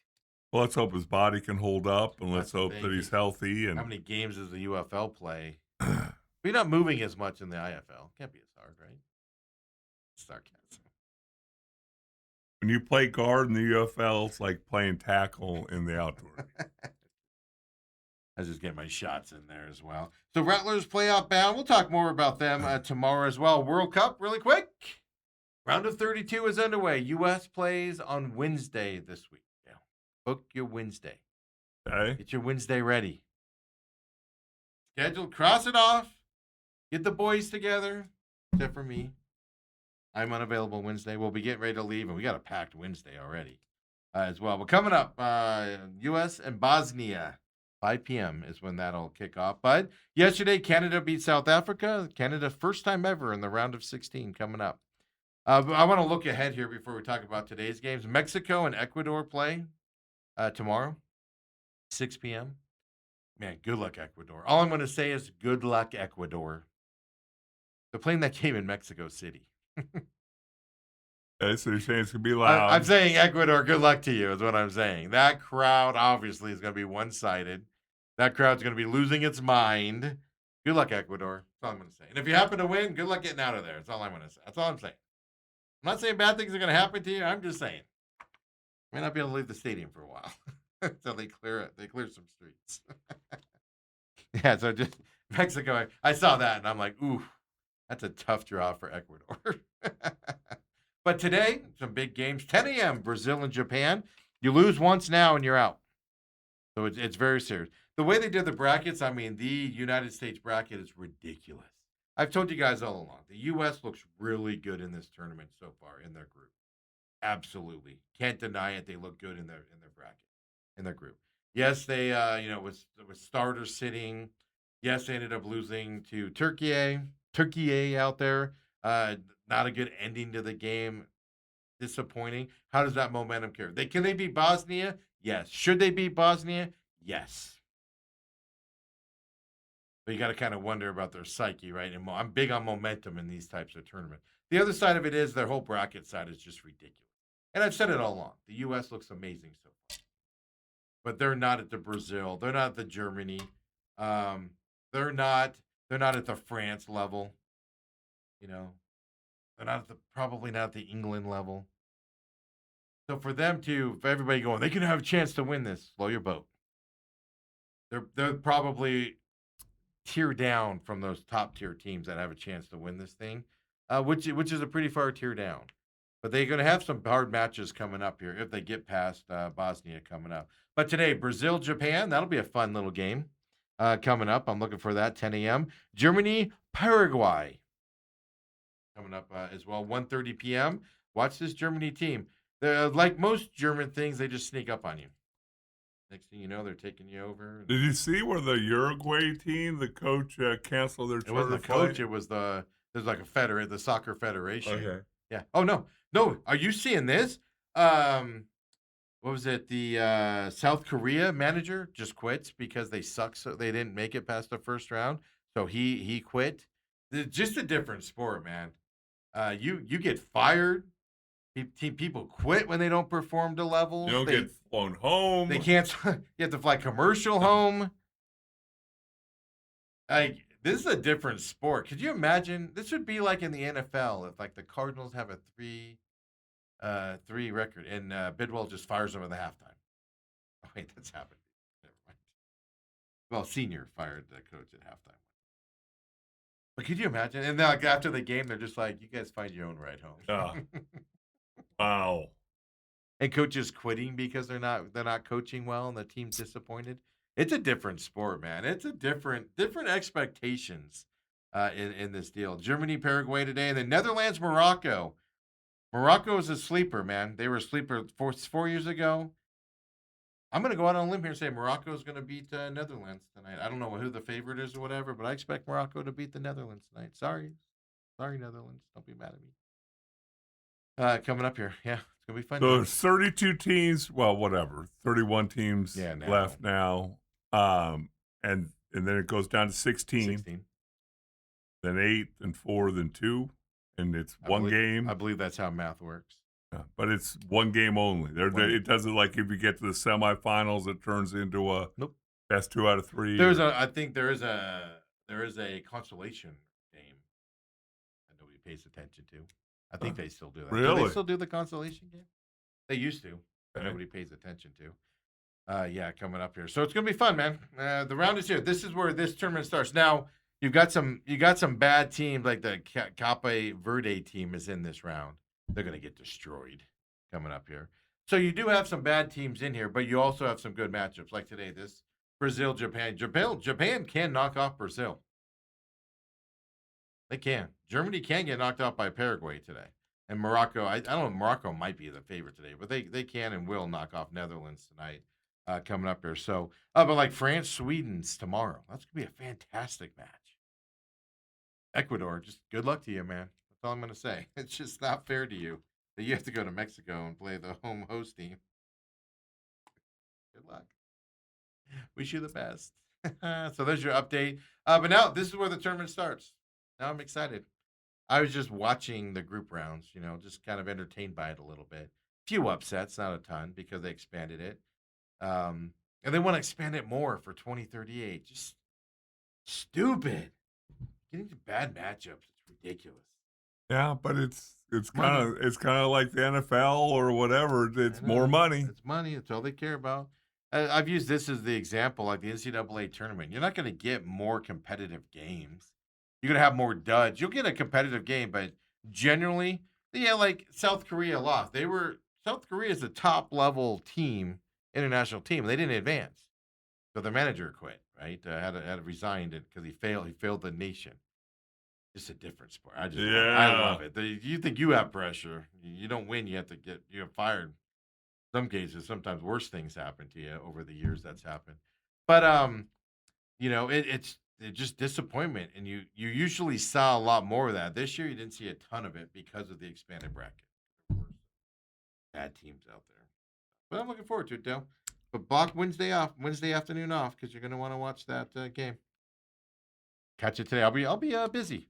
We're gonna get out here early today because we got long days tomorrow and then Wednesday around here. So I'm gonna get out today and watch some football while doing stuff around the house. You as can't well. get everything packed and ready to go and then watch the game? How much stuff you take in San Diego? You need your You talking Speedos? about on Wednesday? Yeah, you need your No, Speedos. I gotta find out. I have that city court thing with that tenant person. That's on Wednesday. I was told I don't have to go. I emailed them to verify I don't have to go. But if I have to go there, that's at 2:00. My daughter's got her Wednesday appointment Wednesday night. We're gonna go to. That's it. That's at 5:00.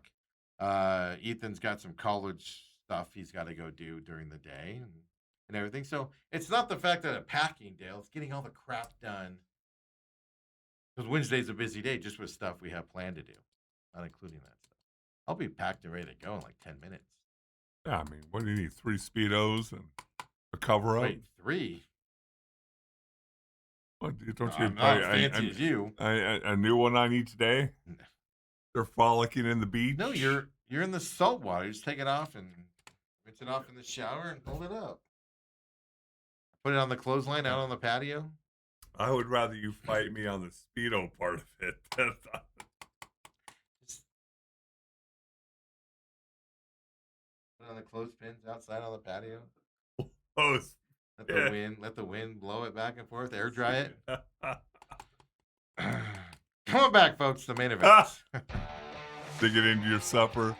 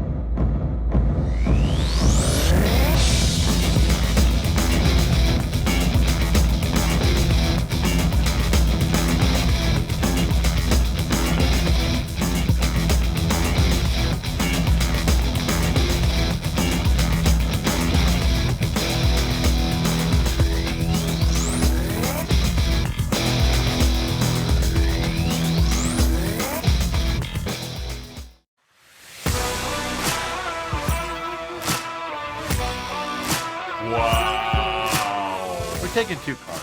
Wow. Regardless, so yeah. There we go. World Cup and all of that stuff happening, Dale. Yeah? Who gets sold by the Diamondbacks? They're coming up on the August 3rd, August 6th. Is the trade deadline? Yeah. Who gets sold? Well, it doesn't look like they're going to be buyers, you're saying? What I'm saying is they're selling. You got the Giants coming up here. Oh, well, last weekend, did something happen? Did they play last weekend? No, they did not play last weekend. I just read a lot about Tropicana, and I just drank a lot of orange juice. I don't know what happened other than that. Oh, wow. Okay, everybody's talking about Zach Gallen. It came out on Friday. I was driving around. I was going to get groceries, as a matter of fact. Going to go pick up my groceries on Friday. Have another little girl carry them out to your car? Now that you bring it up, it was a little skinny girl loaded on my car. They did a weird, though. Normally, they put the cart by the back of your car, and I wasn't paying attention. I was on my phone. Probably. Texting. Yeah, I was doing. I don't know what I was doing. Just waved. But I'm sitting there, and all of a sudden, I just hear my back door open up, and I was like, "What the heck?" She didn't come to my side window or nothing to talk to me. She's yelling at me from the back. It was pretty funny. I was You probably think you're being rude. I don't care. Yeah, she probably. You know what? She might have walked up to the side window, and I wasn't paying attention. So she did.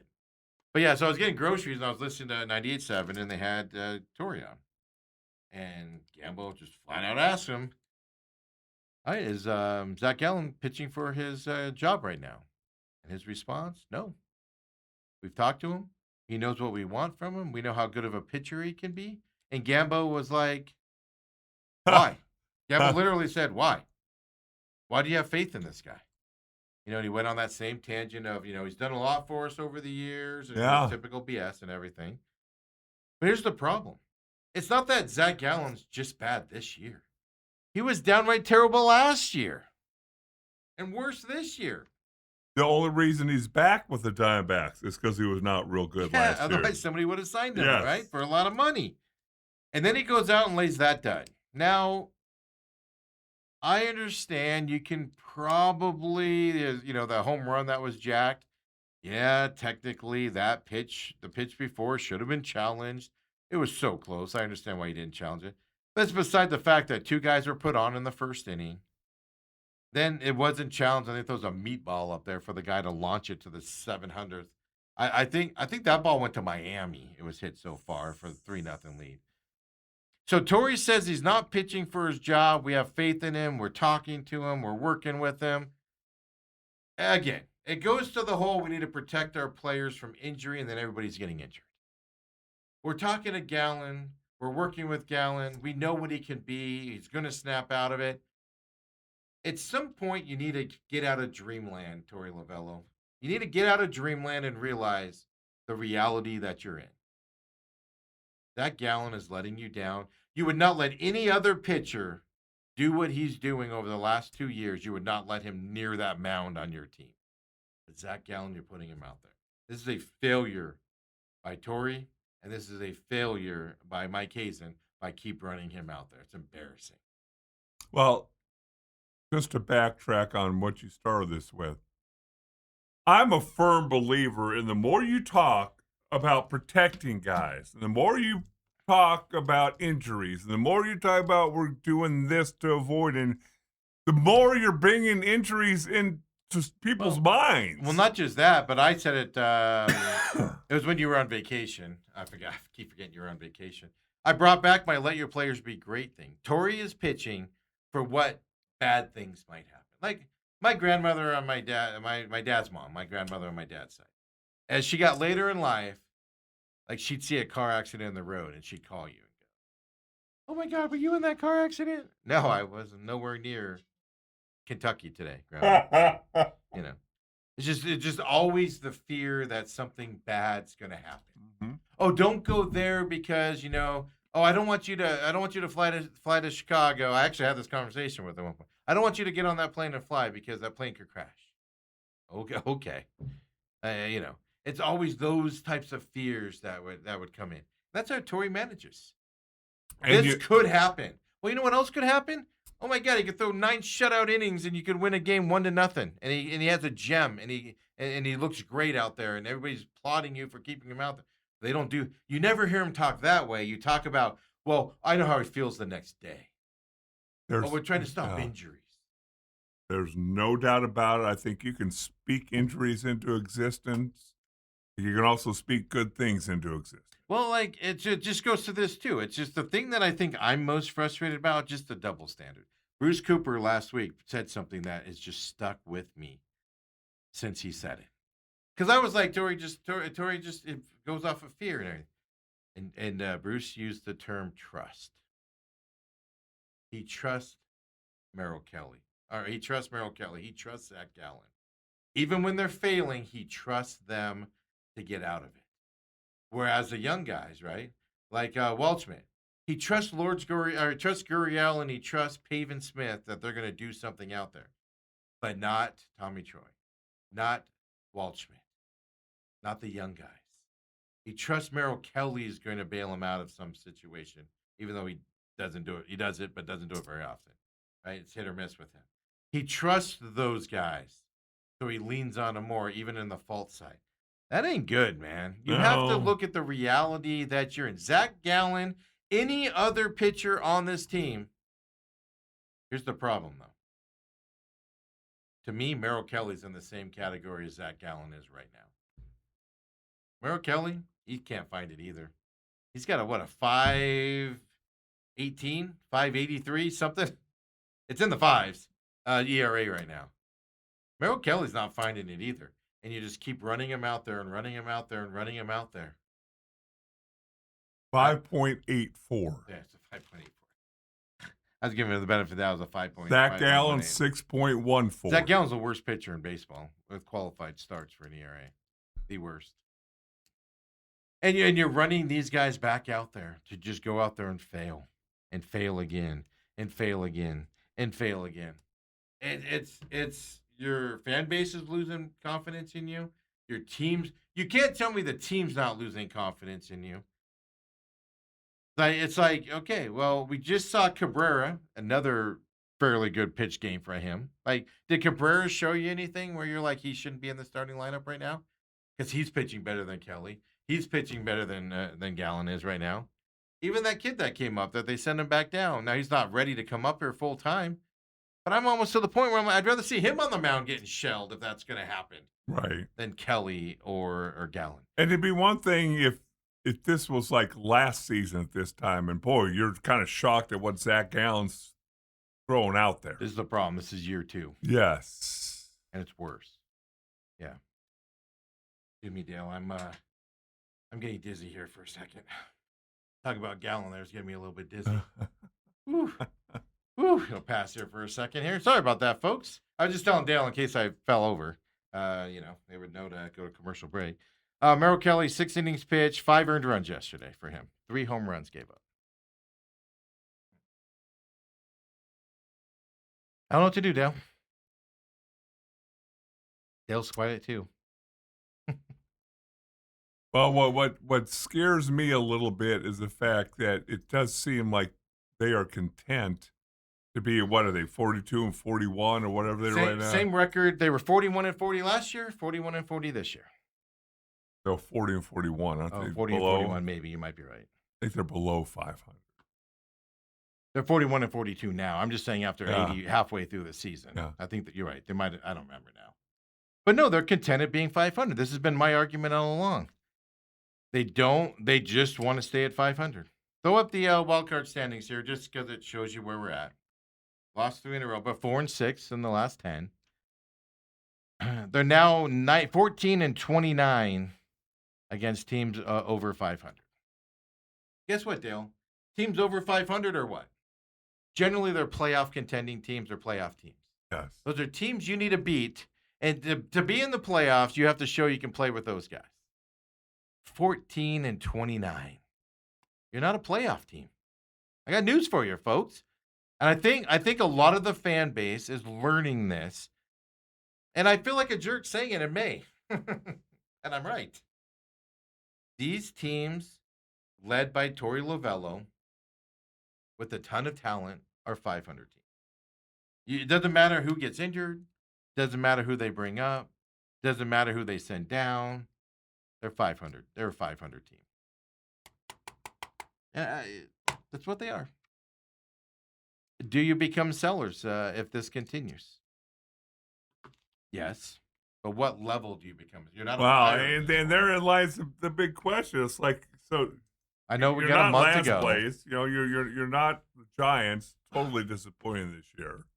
But last year they sold in the same similar situation. What they tend to do is buy and sell at the same time. Yeah, well, that's the problem. we got rid of these guys to save money, but we bought these guys to get money. It's just everybody's sitting here watching the games over the weekend, and we can all see what the problem is. That Gallen and now Merrill Kelly's creeping into this as well. And you're just like, why? Do the old baseball thing of, you could have not started Zach Gallen in game 1 against Tampa because you could have done that old baseball thing of, well, the rain out yesterday, he was warmed up and we don't feel comfortable we need to protect him from injury, so he's not going to start today. We're going to put Fod out there to start instead. And you could have done that to kind of stretch it out and be like, hey, Gallen, go work on what you got to work on. You're skipping this start. But you do it in a way that doesn't embarrass him, right? You have a built-in excuse. Right. That type of a thing. And they couldn't even do that. They just threw him out there. Did anybody think that game wasn't going to go that way with Gallen on the mound? After Torrey said, well, he's not fighting for his job. We love the way he's pitching. We know he'll find his way. He didn't say the lot. He said he's got a lot to work on it, to be fair. You're not going to send anybody out. You're not going to, if Merrill Kelly had any other name and Zach Gallen had any other name, he's not out there. And I fully understand, hey, they've done some good things for us in the past. But you know what good teams do? They understand when it's time to cut the cord. Yeah. And it's like they're hanging on for dear life. It's like they see the car accident coming, and instead of like relaxing their body and just going into the ride, because they know it's coming, it's like they're just gripping harder and steering into it. Like, okay, we're gonna avoid this thing by steering into it, even though we know it's about to happen. I don't know how good of an analogy that was, but this team is you're losing your fan base. This is the problem. Well, maybe when the calendar turns to July, they'll come alive again. You think so? They have the Giants starting tonight. Now, Erod's on the mound tonight. Fott is going to be in this, is going to get another starter. I'm not even saying Fott's your savior. Fott pitched well, except for one inning all season long. Right? He just had that one inning where he'd put up a ton of numbers, then he'd settle down again and stuff like that. So you're going to see Fott here in this. By the way, we only know tonight's starter, and that's Erod. We don't know the other two yet. Then you get an off day on this Thursday. Oh, you think they're going to wake up when the calendar turns to July, Dale? They got the Brewers this weekend at home. Anybody see how the Brewers are playing this year? In a very tough division. Oh, then you go to the Padres for 4, Dale. Oh, then you got the All-Star break coming up. Maybe you get a break before the All-Star break. No, you got to go to the Dodgers before the All-Star break. So you tell me where they're going to wake up in July. Then you got the All-Star break.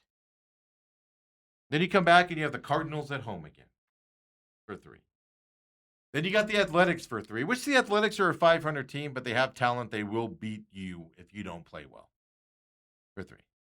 Then you got that makeup game against the Cardinals, and this is that road trip. Then you're at the Nationals, who aren't playing terrible this year. Then you're at the Pirates, who aren't playing terrible this year. And then you finish the month up with the Cleveland Guardians. Where are they going to wake up in July? They're 14-29 against teams above 500. All of these teams, except for maybe the Athletics, are all 500. But I think the Pirates are below it now too. It's just when does football start? Yeah. So you just can't wait for football to start. Well, I'm going to root for the other team, not the Cardinals. I did get an email from my guy the other day. It's like, book your, cause they do club level days, book which club level day you want to come to for practice. And I'm like, to watch what? to watch 0 quarterbacks you have on the roster throw the football in practice. Wow. They're gonna be like, what fans want to throw some footballs to our receivers out there? So Giants open tryout today. So Giants tonight, 5.84 ERA. Nobody's talking about the Merrill Kelly problem that we have right now too. Not good. Not good either. The problem also I have is that Diamondbacks are starting these games in the loss column. They're giving up runs. Everybody's giving up runs in the first inning. And when your bats aren't well, you got to fight back. By the way, Diamondbacks yesterday, 0 for 6. Runners in scoring. Here's the good news. They didn't put too many guys in their scoring position yesterday. Ended up 0 for 6. They only left 7 guys on base yesterday, Dale. The good news is not that high of a number. Bad news is nobody got in runners in scoring position. You just can't please Steve McCollum. It's just all sarcasm at this point. And there's no other way to talk about the Diamondbacks than just being a little bit sarcastic. Yeah, disheartened. 3 losses in a row. And no, it's not 3 losses in a row. It's hearing those words from Torrey on Friday and then watching Zach Gallen do another dud. And then just no hitting all weekend long. And then Merrill Kelly, you're like, all right, Merrill Kelly, go out there and do what you're supposed to do. And he gets 3 runs. His ERA's of 5.84. It's just, it's again, anybody else out there, they're not putting up with it. So why are we putting it up with it with these two guys? Well, the thing is, also, if you look at the Diamondbacks right now, where is the knight in shining armor? Where is the bright spot? Soroka is expected to begin throwing bullpen sessions twice weekly starting tomorrow. Yeah, but I mean, he's at least a couple weeks away. Yeah, it's not but I'm just saying, where is the bright spot in the lineup? He's going to be out. Oh, no, you're talking about just the lineup? Yeah. Oh, my God. Yesterday's lineup, he had Gurriel, he had ADC, Gurriel, and I forget who the third guy was. They were the like 6, 7, 8, 5, 6, 7, 8 hitters yesterday. Let me look it up real quick here. I saw this lineup yesterday, and I went, they're just trying to lose. They're just trying to not get hits. Let me look it up really quick here. Yeah, I was like, they're just trying not to get hits. Like they're just playing with us at this point. Okay, the lineup, yeah. Del Castillo was 4th. Gurriel Jr. was 5th. Pavin Smith was 6th in the lineup yesterday. The heart of your lineup, Dale, after your Marte, Perdomo, Carroll. ADC, Gurriel Jr., and Smith. Dale? Yeah. 188 for Del Castillo. 219 for Gurriel. 161 for Pavin Smith. That's your 4, 5, 6 hitter yesterday. I saw that lineup walking into the movie, and I went. That's like a throwaway game. Hopefully Supergirl's good, because that Diamondbacks game's not good. I went back and watched it afterwards. Yeah, what? You're not even trying. They're not even trying, Dale. Who can put that lineup together and go, we're going to have a good day at the plate, boys?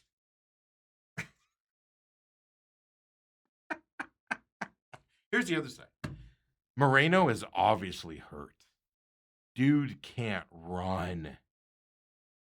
Put him on the IL. Give him a break. Let him heal. Even if he hits the ball, he can't run it out. And they're just leaving him out there. Just give the guy a break. Give the guy a break. I mean, you look through that lineup, and yeah, Marte, he's batting 262. Perdomo, 245. Carroll's at almost 280. Yeah. After going 0 for 4 yesterday. But then you're right. Del Castillo, 188. Gurriel, 219. Pavin Smith, 161. What are they 4, 5, and 6 for? Throw somebody that can hit in there. Throw Arenado between them. That's the heart of your order, Dale. They talk about all the time how these young guys at the bottom of the order are putting stress on the top of the lineup. But 4, 5, and 6 being those guys isn't?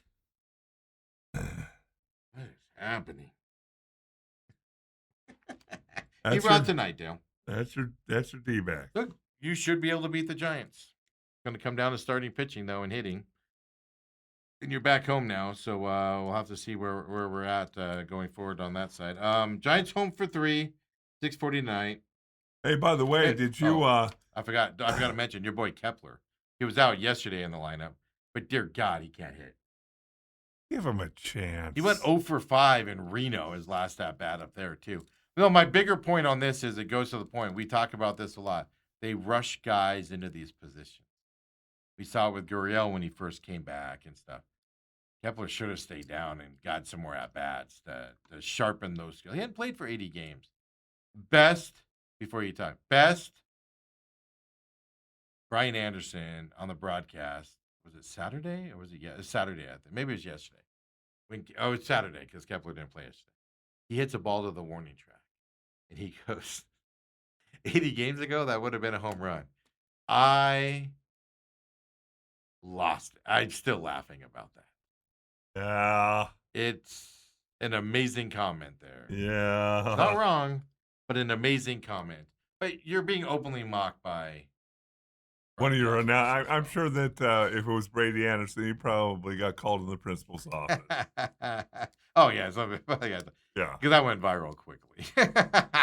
yeah. I saw like after the game, I was doing some other stuff, and I saw like all these people. Be one thing if he played for the other team. Before we get out of here, I do want to bring this up. Steve, do you wish that you were in the position of a certain basketball player who turned down a player option for $42 million? If I had to wear that ugly beard, no. I'm glad I'm not. I'm glad I'm not in that position. $42 million, James Harden turns down the player option because he thinks he can sign an extension. It's not that he thinks he's going to sign a bigger deal. You don't opt out of that unless you have the new contract lined up. Yeah. Yeah. Isn't that nauseating? Although Cleveland did play a lot better after those moves at midseason. Yeah, but he wasn't. He was terrible for most of that poor season. He had a few games he stepped up. He had more turnovers than points half the games he played. Oh, that's an exaggeration. It's not. It's actually not. Yes. Isn't that nauseating? But he's going back to Cleveland, reportedly. Yeah. He's going to stay there. But no, you don't opt out of that unless the next deal is like ready to be signed. Unbelievable. Well, it's just like Draymond. He opted out because he knows what his new deal is, but they have to get team for him. Like the Suns are past the first apron now, and they're not going to go into the second again. So you got to watch those. Right. You know, who they sign as a free agent guy, power forward or whatever that can shoot threes is going to be somebody you're going to get for a bargain because they're not going to go over that second apron again. Right. And things. So you got to keep that in mind with basketball as you go forward as well. Really quick, throw up the AL standings real fast. I want to see if Dale can pick anything out of this. And I got one last thing here today. So this is just your AL leaders. You got the 3 teams winning their divisions, including your Chicago White Sox, folks. Yeah. But then you got the top of the wild card there. Dale, what is the weird fact about the current AL standings as of this morning? Let's see if Dale can figure it out. Well, I can barely read it. Well, look at the numbers here. Look at the team records is what I'll tell you. Tampa Bay, 48-33. Chicago White Sox, 43-39. Texas Rangers, 42-42. New York Yankees, 48-35 in the first wild card spot. Cleveland Guardians, 44-40. Everybody else under 500 underneath that. The AL has only 4 teams above 500 as of this moment, Dale. So you're saying if the Diamondbacks were in the American League, they'd have a chance. They'd be pushing for a playoff run. Only 4 teams have a positive record in the AL. I saw this last night, and I was like, that can't be right. But it is. Isn't that amazing? It's all about the year. Last thing I want to leave you with, Dale, it is kind of sad news out there, but in the NFL circles, did you see Chris Johnson? I did. Well, I didn't see it. I read about it. Yeah, well, he can't talk, I guess. Yeah. He can't speak. He has to stick to other methods now. ALS has struck him as well. And he got diagnosed a year ago. Yeah, I guess that I just forgot his name. There's a Chicago Bear. He just died of it. Went to the Hall of Fame. I just forgot his name. Mongo. Yeah. I guess ALS. Steve McMichael. Yes, thank you. I guess ALS takes you quick when you get it. But I know McMichael thought football gave it to him. But is that something that, I mean, you're in those circles. You get emails. And are they thinking ALS is a byproduct of that? Or is it just I have not heard that. That's what I'm wondering. Are we going to see more football players? I don't think so. I know McMichael blamed his football career. But obviously the first one that we know about and stuff. But yeah, Chris Johnson today, obviously ex-Cardinal. But was he 32, 33? Yeah, he's super young too. That's the other side of it. McMichael got it later in life. Yes. Because McMichael would have been probably 7, 8 years older than me. So probably pushing 70. Yeah. But that's just where my curiosity went. Obviously, thoughts are with him. That's a terrible disease and things to that effect and stuff. But he already can't talk. He's 40. Chris Johnson. I'm trying to think here. Yeah, it's probably about. Yeah, should have guessed that. Just knowing when he was with the Cardinals and 2,000 years, right? I mean, a lot of bangs to the head with that guy with how much he ran the football when he was with Tennessee, right? But I wanted to ask you if if you're seeing that kind of floating around and the player stuff you get and everything of is that something where they're like, football guys, it's not just CTE, it could be this other stuff. Yeah, I've not heard that yet. I was just curious. Hmm. Because like I said, it's young. Yeah, 40 years old and not being able to speak already. Yeah, so it's keep him in your prayers, yeah. and things with him obviously because he's young. And you can live with it for a long. Like Michael lived with it for a long time, and things to that. Now you're shell of yourself, and there's no way nobody wants to go. The other side is Wimbledon's going on. One of my favorite tennis tournaments, Dale, of all time. My favorite major. You gonna watch any of that? Good luck to you, Steve. No. Which one would you rather watch the most, World Cup or Wimbledon? I don't mind watching this if Wimbledon gets in the second week. Well, I mean, Sinner, one of the best players in the world, barely escaped. They had to go 5 sets to win this morning, and stuff to that. I had that on. That's the other thing I like about it. You can wait whatever time you wake up in the morning, you can on because it's obviously in London, and stuff like that. I'm just curious if you watched any of that. You didn't watch the end of the Travelers today because you had to drive here. So. Steve made me come in. Yeah, I'm sorry. After your week and a half off. Wow. All right, go pump your head in another tree. See you tomorrow, everybody. Have a great Monday night. I forgot what day it was. Catch some World Cup soccer today. Catch some Diamondbacks baseball tonight. Get ready for the 4th of July coming up.